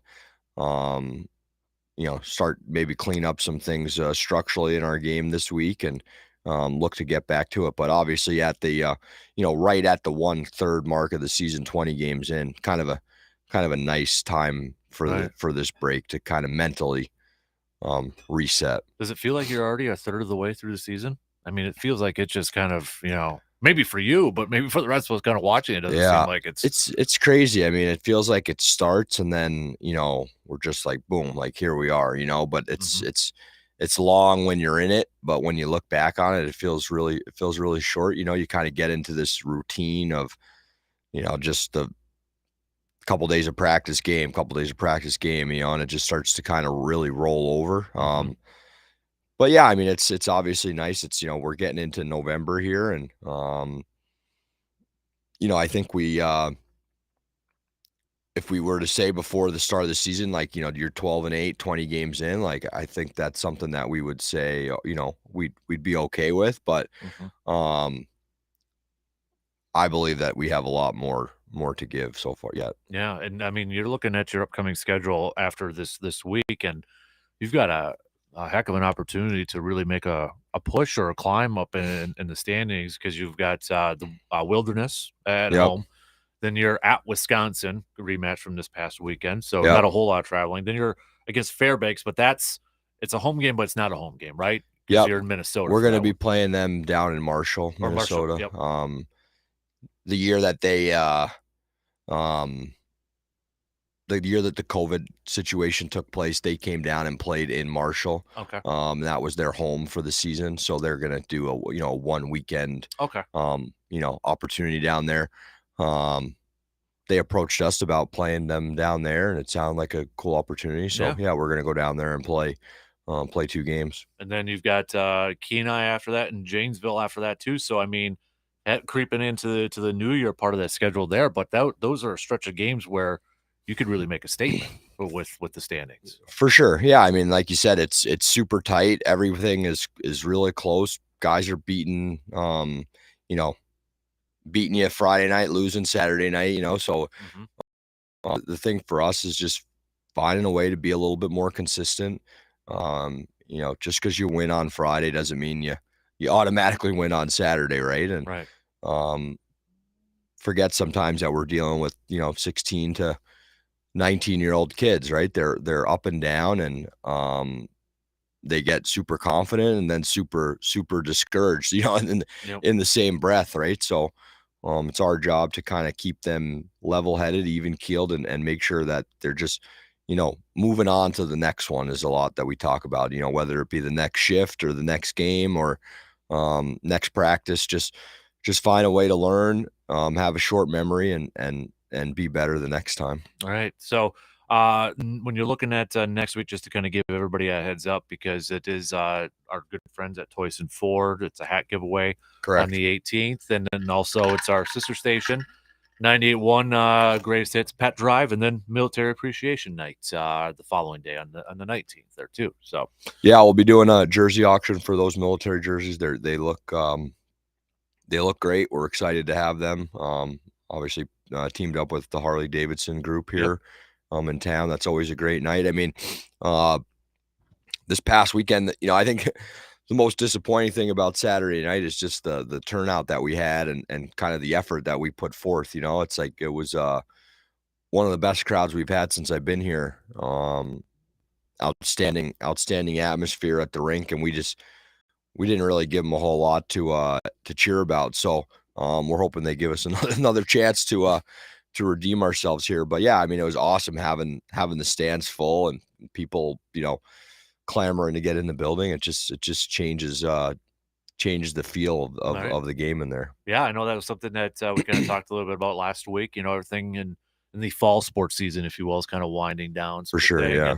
And it sounds like they showed up, and they'll be back. Yeah, they'll show up. Yeah, I mean, you got a 12-8 team, and you're in the thick of this thing. Yeah, that's exciting for sure. Yeah, it's exciting times, and excited for our boys and the team, and yeah, it's just it's going to be a great winter, and we're looking at, like I said, just keep getting better and continue to push towards that playoff opportunity. Right, no doubt. So, if you weren't laid up, what would you be doing this weekend? Just would you try to check out from hockey a little bit? Like, are you one of those? Because we always hear sometimes in like pro sports or something like that. It's like, oh, just get away from it for a little bit, well, Yeah. is that really, I mean, do you really do that? I mean, can you do that? I mean, it's gotta be hard. I mean, during the season, it's really hard to. I mean, Yeah. Watch a lot of hockey in general, just trying to always learn and pick some things up from NHL or college or whatever. The Minnesota high school hockey scene doesn't start this weekend anyway. That would have been something that we probably would have tried to check out if was able to. But yeah, I mean, to be honest, this weekend would have just, I'm actually kind of happy. I'll be forced to do nothing, so it'll be good. Good little recharge and just relax and catch up on some TV and watch some football on the weekend and get ready for this next little stretch before our Christmas break. I think I'm double checking right now, but yeah, Yellowstone season debut this weekend. Oh, so I'm just all right, yeah, right. I know you and I so are maybe a little little catch up of last season before it gets going. Yeah, exactly. That's good to know. I want to give a shout out here too, because this was something I saw on your Twitter page the other day. But with merchandise, online merchandise is available until November 15th, I believe it is too. So I mean, I'm looking at your post here. But for merch, you always have some sweet merch, like that hat. That's a sweet hat that you're wearing right now. I like that.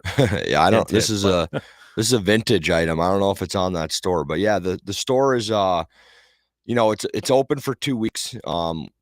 We do that because obviously the vendor that we use, they wait until the store's closed, then they fulfill all the orders. Yep. It's something that we'll see how it does. I think it's had some success already, but we'll look at probably doing another one. But yeah, it's a good short burst for people to get some merchandise, some stuff that we don't provide at the games. Christmas gifts, people. Yeah, for sure. But some high quality stuff on there. Really excited about how it came out. We put some good work into that. Yeah, and you've got a lot of options on here. Holy moly. Yeah. So some really cool stuff. I like that. Okay. Yeah, give people a little bit of an opportunity to get those and get them back quickly. Like you said, get them in time for Christmas. And right. I'm looking at just kind of perusing around. I mean, these are great stuff. I mean, that crowd was fantastic the other night too. Did anybody ask you for the autographs for autograph night? Did you hand out any of your John Hancocks? No, our boys were giving out autographs after the game. Yeah. So nobody asked Coach Casey for his John Hancock. No, that's fine. Nobody wants. You want the coach, right? You don't want that. No, it's all about the boys. It's all about the players. So hey, I know this was back on the 2nd, but you had 4 players that have signed their tenders. Can you tell us a little bit about those guys? Yep. So Tyler Lafferty is actually a player. He played for us in some AP games this weekend. A defenseman from Lakeville South, Minnesota. Aiden Willis, another kid from Lakeville South, is a forward. Talon Blank is from I believe Verona, Eastern Wisconsin. Obviously plays for TW. Verona or Middleton, I don't remember exactly, but somewhere out there. My Eastern Wisconsin geography is not great. I don't get over there very often, but you don't go to Green Bay that often, and you're a Giants fan. I mean, come on. Yeah. I'm not making my way over there too often, unfortunately. And then the last player is Caden Morgan, defenseman from Medina, Minnesota. So, we're it's funny. We've talked to a lot of kids from all over the country, and these November 1st is the first date that we're allowed to sign those tenders. So we do a lot of work with those kids at our camps. In the summertime, as far as just starting to build relationships and have talks with them, and then once that tender season opened up, we like to try to execute a few of those. But the kids out here really kind of value that, just like a signing day sort of opportunity, like being some of the first players to secure those opportunities for next year. Kids out east are more apt to wait a little bit longer, be a little bit more patient. So, we do have a couple other tenders out there available that we've offered. Just waiting on some answers, but excuse me. Through our process last year of kind of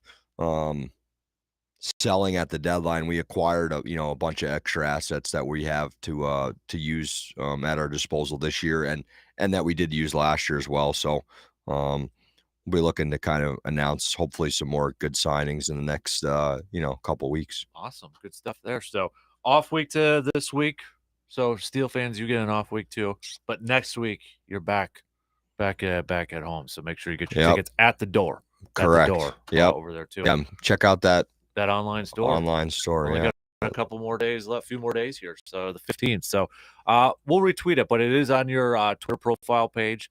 You can get the link there and Facebook. I think it's on Instagram, Instagram bio as well. So it's all over the place, and there is a lot of items to choose from. It's not just like a couple here and there. No, there's a good variety. There's different price points. I mean, there's different brands. Under Armour, CCM, Unreal on there as well.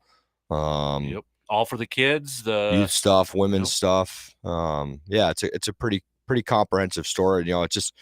It's tough for us sometimes to have as much merchandise as we want at the games. It's just logistics sort of thing. Yeah, it just makes things hard. But now this is the opportunity for us to really provide to all of our fans and have specific items for everybody that wants something. So. Right, exactly. So clear your calendars. If you're not deer hunting, you're going to the hockey game next weekend. Yeah. With Toyson Ford, our good friends from Toyson Ford, and of course our sister station 98.1 Greatest Hits, the Pet Drive, and then the Military Appreciation Night. And that's going to be a good game too, because you're going up against the Wilderness, and they're right behind you in the standings too. So yeah, and have a few games in hand, and so they could obviously be just a little bit in front of us by the time we do play them. So yeah, we're looking forward. First time we've seen them this year. So that'll be the last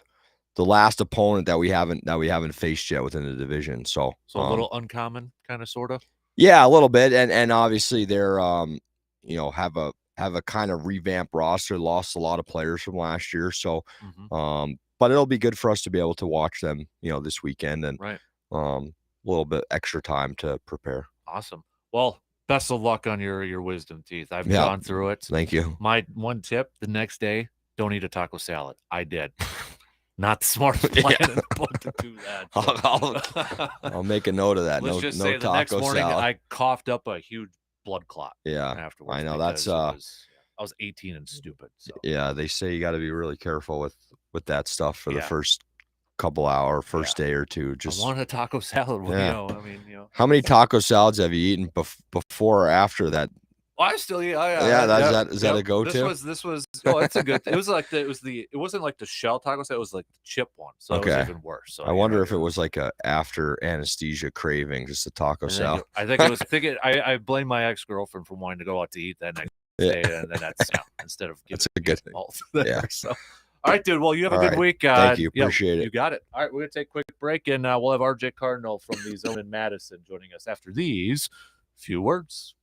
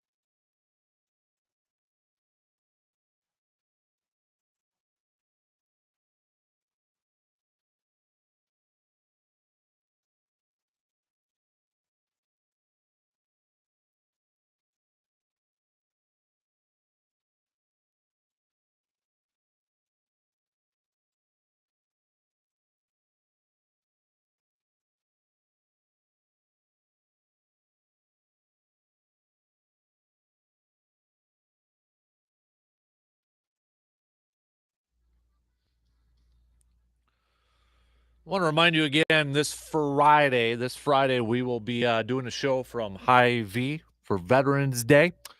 Hy-Vee, free breakfast for veterans and those currently in active military. So stop on by 6A to 10A. They'll be doing the breakfast there. Stop by, get your free breakfast if you're a veteran or currently serving, or buy your breakfast. Say hi to us, thank a veteran. Be a good time there this Friday. And then the following Thursday, the 17th, we're launching Man Cave Light at Wahlburgers there in Hy-Vee. And with that, too, got a heck of a deal here. $10 combo with the Dan Good Burger, fries, and a pint of beer. We'll start it at 6:30, go until about halftime between Green Bay and Tennessee. Well, knowing how Green Bay's playing, you might be getting a few Man Cave Lights there, too. So a good little pregame before we'll head out to the woods for the opener of deer season, which I cannot believe is already coming up next weekend, but it's here. So a couple awesome things coming up at our good friends over at Hy-Vee. All right, let's talk some Badgers. We got lots of stuff to be talking about with the Badgers. So let's bring in our dude, Mr. RJ Cardinal. Where do we want to begin here, RJ? Should we talk a little football with Maryland? I mean, Badgers shutting down the offense over there, RJ. I was talking a little bit about it yesterday. When we see like interim coaches, sometimes we see there's that one game or there's that stretch where it's like, okay, that won them their job. Was that I kind of almost got that feeling after what Wisconsin did against Maryland. Like, okay, that like signed, sealed, delivered it. If there was any kind of like questions whether Jimmy Leonard was going to get the job or not, I think those were answered against Maryland, quieting that offense. Am I overreacting to that a little bit? Maybe only because What? I mean, sitting in the stands during that game, there was a lot of weather that helped out there too. But I'm still with you. Like we talked about at the minute of that Northwestern game, there just was an attitude change on that team, and you see the videos that they're posting from locker rooms after these wins, where I mean everybody looks excited to be where they're at right now. I saw the one where Jimmy's running in this past weekend. They're just waiting for him and, just hooting and hollering and that. Yeah. Yeah. And I mean, it's the stuff like that when you see that, and I mean, we didn't see a lot of it before, and maybe it happened with Coach Christ to some extent, but I think there's a little more transparency with Jimmy as the interim head coach than there was with Paul Christen. I mean, we see that with press conferences. We see that with his comments during and after practices, and I mean, it just seems like you'd be making a major mistake if you're hiring that firm to help you do a national search, and that firm comes back and says it should be this guy rather than Jim Leonard. Not only do you risk losing a recruiting class, but you end up probably losing a lot of the current team. And I guess it really depends on who you bring in. But yeah, you lose a lot more than just Jim Leonard if you don't go picking Jim Leonard to be your next head coach. And it was kind of funny, one of those things when Paul Christ was fired, and then they named Jim Leonard, and everybody all of a sudden hopped on well, we don't want him. Do you see what just happened to him in the last few games? Well, I mean, one went up against Ohio State, which outside of the Northwestern game this past weekend, where they were playing in as or more brutal conditions than the Badgers and Terrapins were playing in. I mean, they've just looked unstoppable. And then a game we talked about, the Illinois game, that team looked like they just quit at halftime. So some of it probably not all on Jim Leonard there for giving up that kind of thing. I mean, this defense is finally getting healthy. You had Hunter Wohler come back in an interception in the first game. You had Nick Herbig come back from a game where, against Purdue, I didn't realize until the third quarter he wasn't even playing. You have more people getting healthy with this team. And Alexander Smith, since he's been in there, is clearly your number one cornerback and playing like it. So it's nice to see that outside of one game where the excuse was we had to respect the front seven of Michigan State, you've played a different style offense. And even in a monsoon with up to 50-mile-per-hour wind gusts, where running the ball was clearly a priority, you asserted yourself as an offensive team in that game. But the defense, weather helped, but I mean, weather sometimes doesn't help when you end up with 7 TFLs and 5 sacks in a game. So right. It was a great performance to see, and they really didn't get any yards up until their final drive when they put 73 yards and a touchdown after Wisconsin put in some 2 deep guys and went into a prevent defense just to not let a big play happen.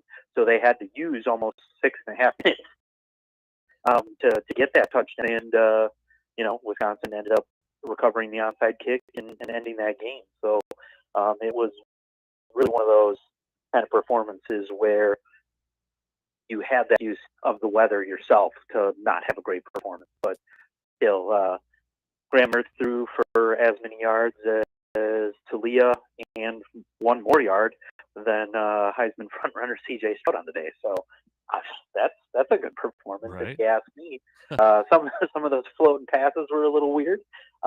He probably should have had a passing touchdown. Skylar Bell did catch it, but that game was pretty well in hand, and you had to liked what you've seen from that defense, even in the weather containing that Maryland offense. You mentioned recruits, and I wanted to bring this up. Badgers picked up a 3-star quarterback from Colorado, and he seems like a kid that doesn't have, doesn't lack any confidence. I know he said that he believes he's a Power 5 conference type of quarterback, but he also said too, I was reading a little bit on 24/7 Sports, RJ, that he said they told me Jim is probably going to be the guy. Hopefully, I could trust that. But there, I was on Twitter when he was announced. There seemed to be a lot of talk about this kid Cole LaCrue from Colorado. Yeah. Like you said, he has all the confidence in the world. He seems like a kid who's like a Wisconsin kid. He's a 3-star quarterback. There's a lot of people who are poo-pooing that. And, mm-hmm. I mean, I'm looking at some of the guys we used to have, and it's like, what was Joel Stein? What was Scott Tolzien? What was Tyler Donovan? I mean, there are plenty of guys who were 3-star quarterbacks or less that got the job done at Wisconsin. And, I mean, granted, everybody will rush right to, well, look at who their running backs were. I don't care.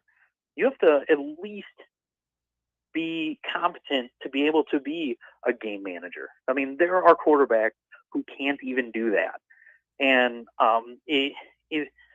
jumping on a kid who got the offer and accepted it, and yeah, it was his Power 5 offer, and your other schools, was Colorado one of them? I mean, that's a dumpster fire right now. So nobody wants to go to Colorado because who knows where they're going to go. They don't have that line of succession kind of in place thing that Wisconsin does right now. And I mean, if he's been told he's most likely going to be the guy, you do have to run with that, especially if it's your Power 5 offer that you're going to accept.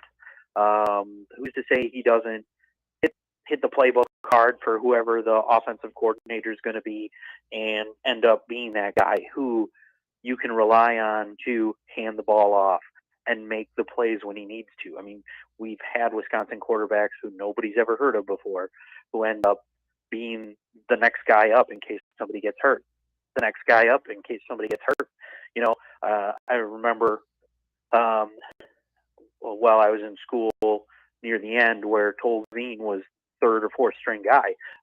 He'd be on the sidelines and just watching plays and helping chart plays.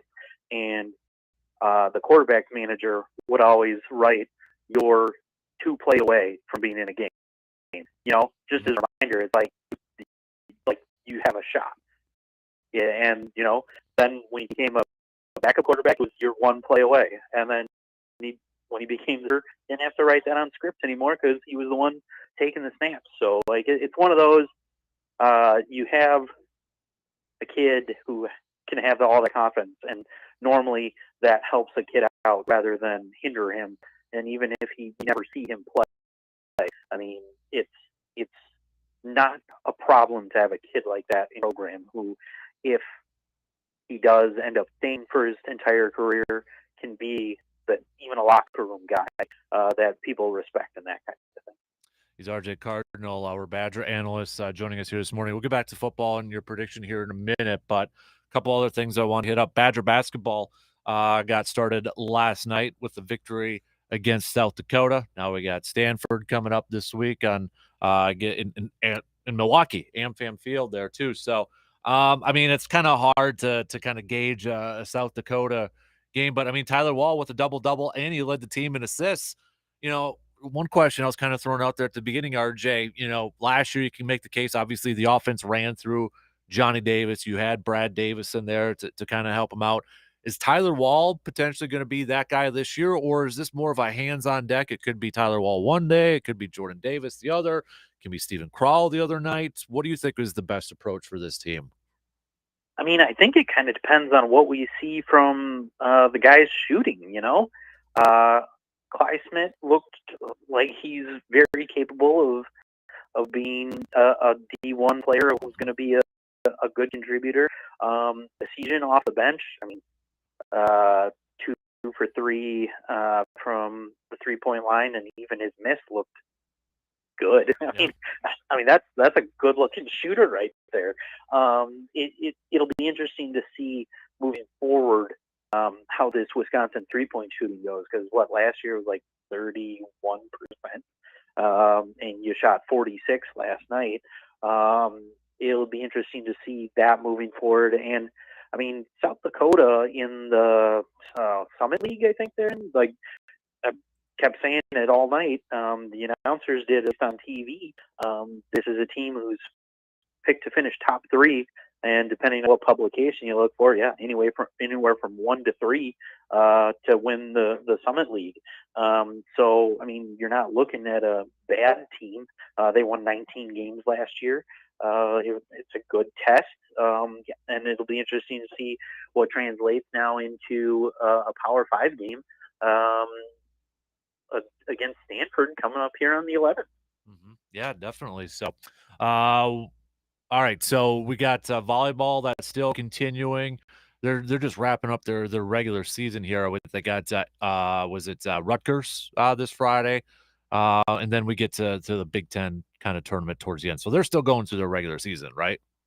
Yeah, I mean, since we last talked, 3-0 versus Illinois, 3-1 versus Indiana, and then you got Rutgers, Maryland coming up here, I believe, in this weekend. Then Rutgers again, and then you're closing out your season against 3 ranked teams, 3 top 15 teams as of right now, all on the road. So it'll be interesting to see how the road environment treats the Badgers to end the season here after the final 2 games against Rutgers and Maryland at home.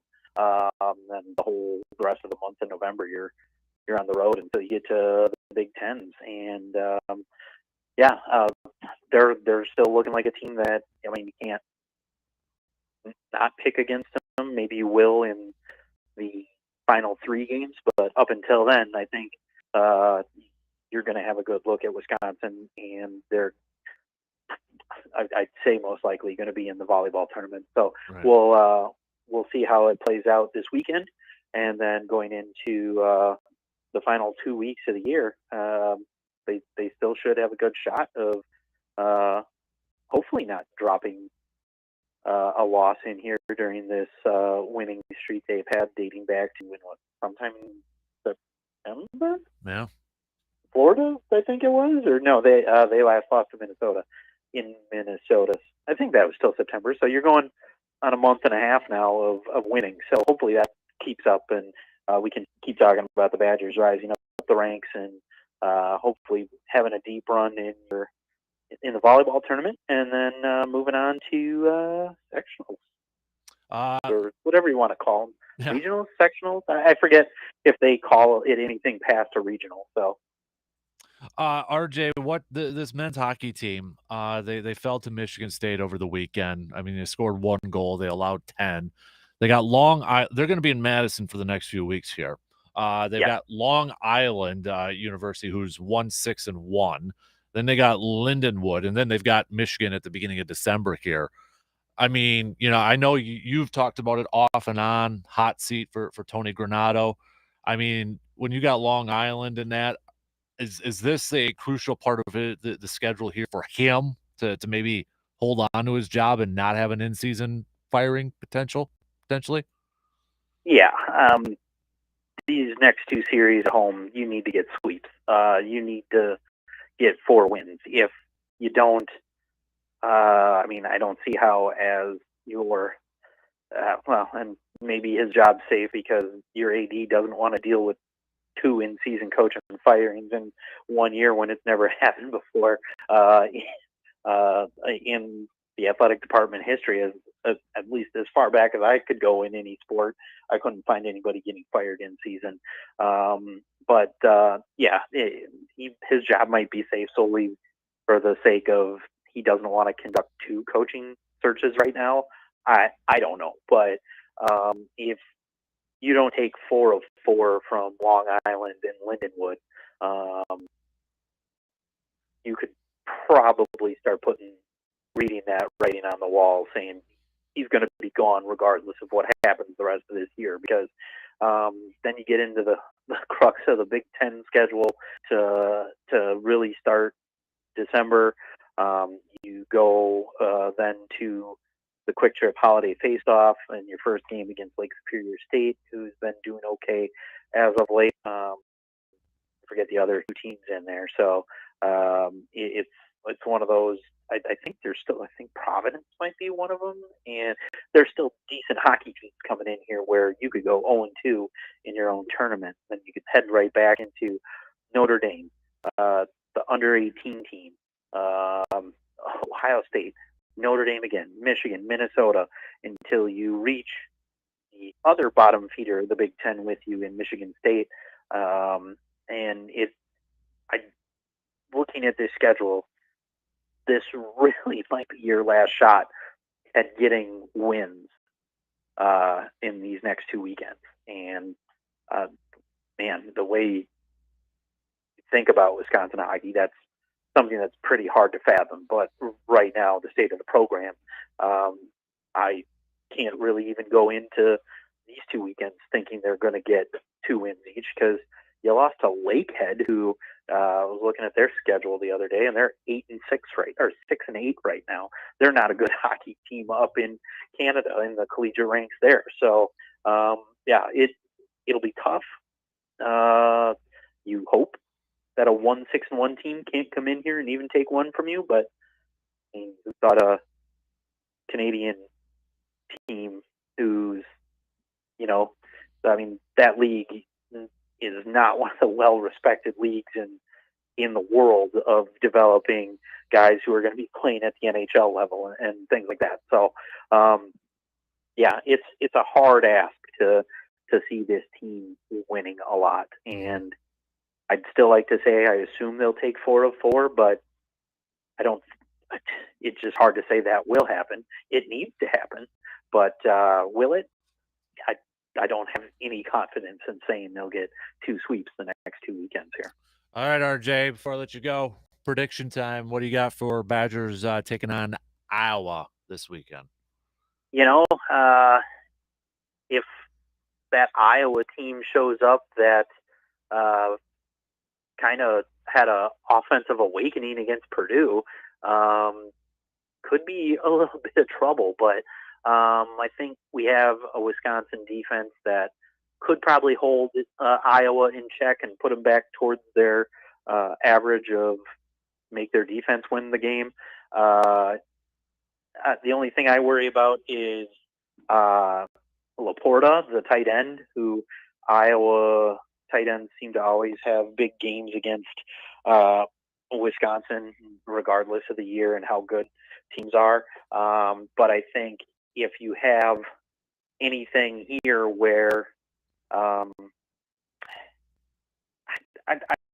I still like Wisconsin. I think they can put up enough points and really limit this Iowa offense and kind of put forth their own game plan, because it'll be one where it is a stingy Iowa defense, and we need to see not the game plan of respect the front seven.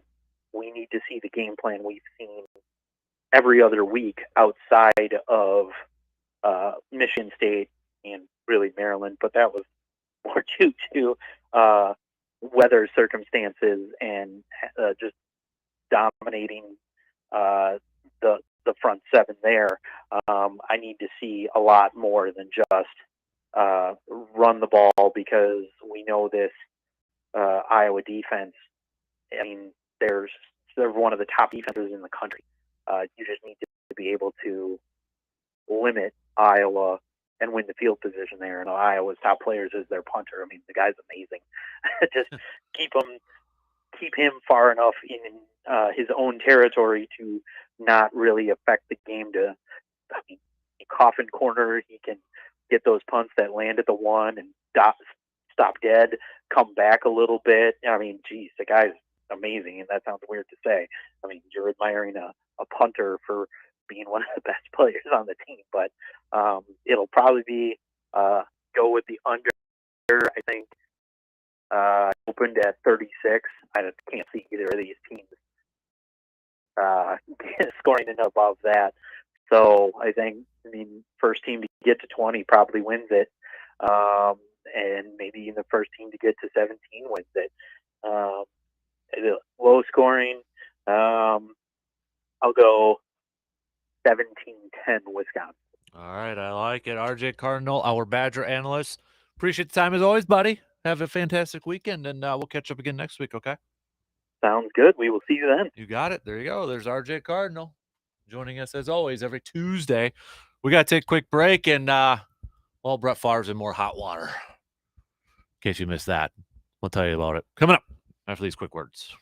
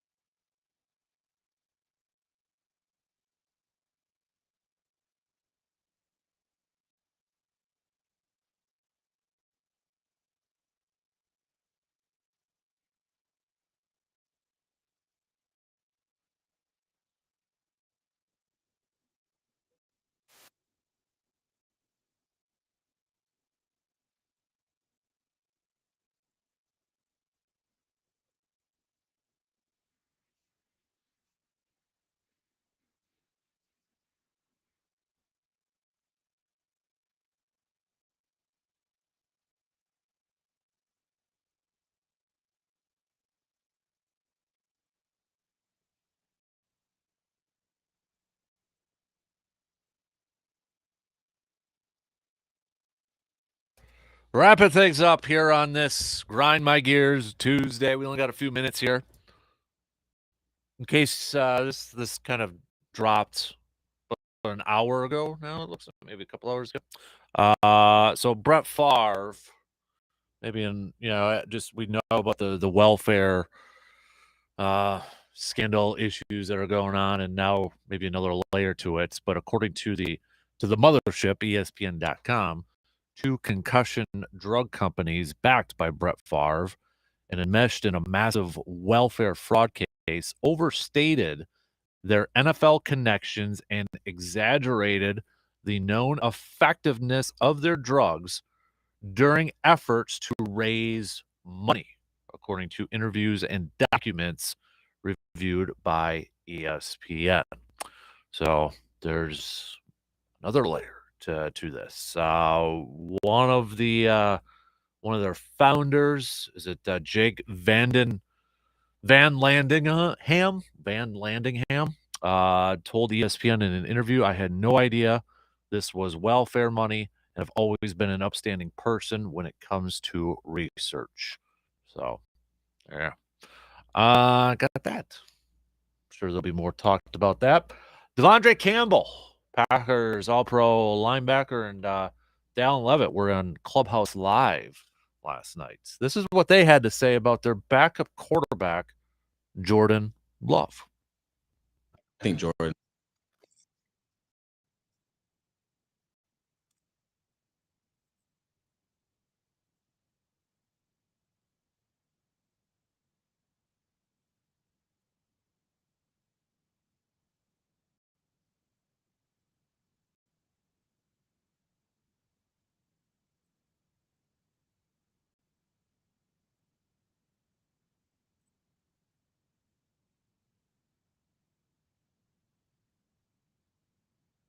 Devondre Campbell had a lot of starting quarterbacks. Just adding another layer to that whole thing there. We'll see what Aaron Rodgers say later on today with his buddy Pat McAfee. I would think he's going to be asked about his old coach coming back to town, about the current state of his team, all that stuff. So if there's anything that's worthy of chatting about tomorrow, we'll bring that up tomorrow. So no game tonight for the Bucs. Off day before they face the Oklahoma City Thunder tomorrow. Badger Hoops back in action on Friday night. So a little bit of a break, if you will. But coming up tomorrow, we'll do another showdown. We'll do another year showdown between the two. We've got stock reports. So your homework assignment, ladies and gentlemen, will be whose stock is rising and whose stock is falling. We've got a little bit of a what else? So do we got? Oh yeah, Good Vibes Wednesday. Get to a Good Vibes Wednesday too. Bench start cut. This was from a listener. Said, can you ask the listeners bench start cut? Having a debate. Apparently, I don't know if it was a debate in the household or whatever.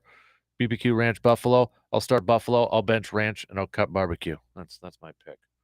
Majority going with Buffalo too, with some of the text that we got on there too. So just passing that along, trying to cover some of the bases here. Just a little bit. So, other than that, yeah, I mean, we covered a lot this morning. We chatted a lot of Badgers, chatted a lot of green and gold, gave you the updates on the injuries and Mike McCarthy comments and all that fun stuff. Had a little fun with if you could pick one former Packer player that didn't have any coaching experience to be your head coach, who would it be? Not really a majority either. A lot of different picks out there. If I had to say that, maybe Jordy Nelson and Charles Woodson just barely squeaking out with the most votes. If I just kind of rambling through them in my head and just kind of reading some of the stuff out there. But that's it. Otherwise, it was, I mean, we're talking maybe by just a vote here or there. Everybody had different picks. So thank you to all of you who sent over your picks. Just to have a little fun with that. Just have a little fun with the news that the Colts are having Jeff Saturday finish out this season as interim head coach, but I feel like he's going to get the full job unless these last like 9 games are just awful. But you listen to the presser yesterday, sure sounds like it's going to be Jeff Saturday's job. And for the foreseeable future. All right. That's going to do it for us, as that shot clock is going to cut me off. See, there you go. DP and the Danettes, they're up next. Have a wonderful rest of your day on this Tuesday. We'll be back at it again tomorrow morning, just past 6. We'll talk to you then.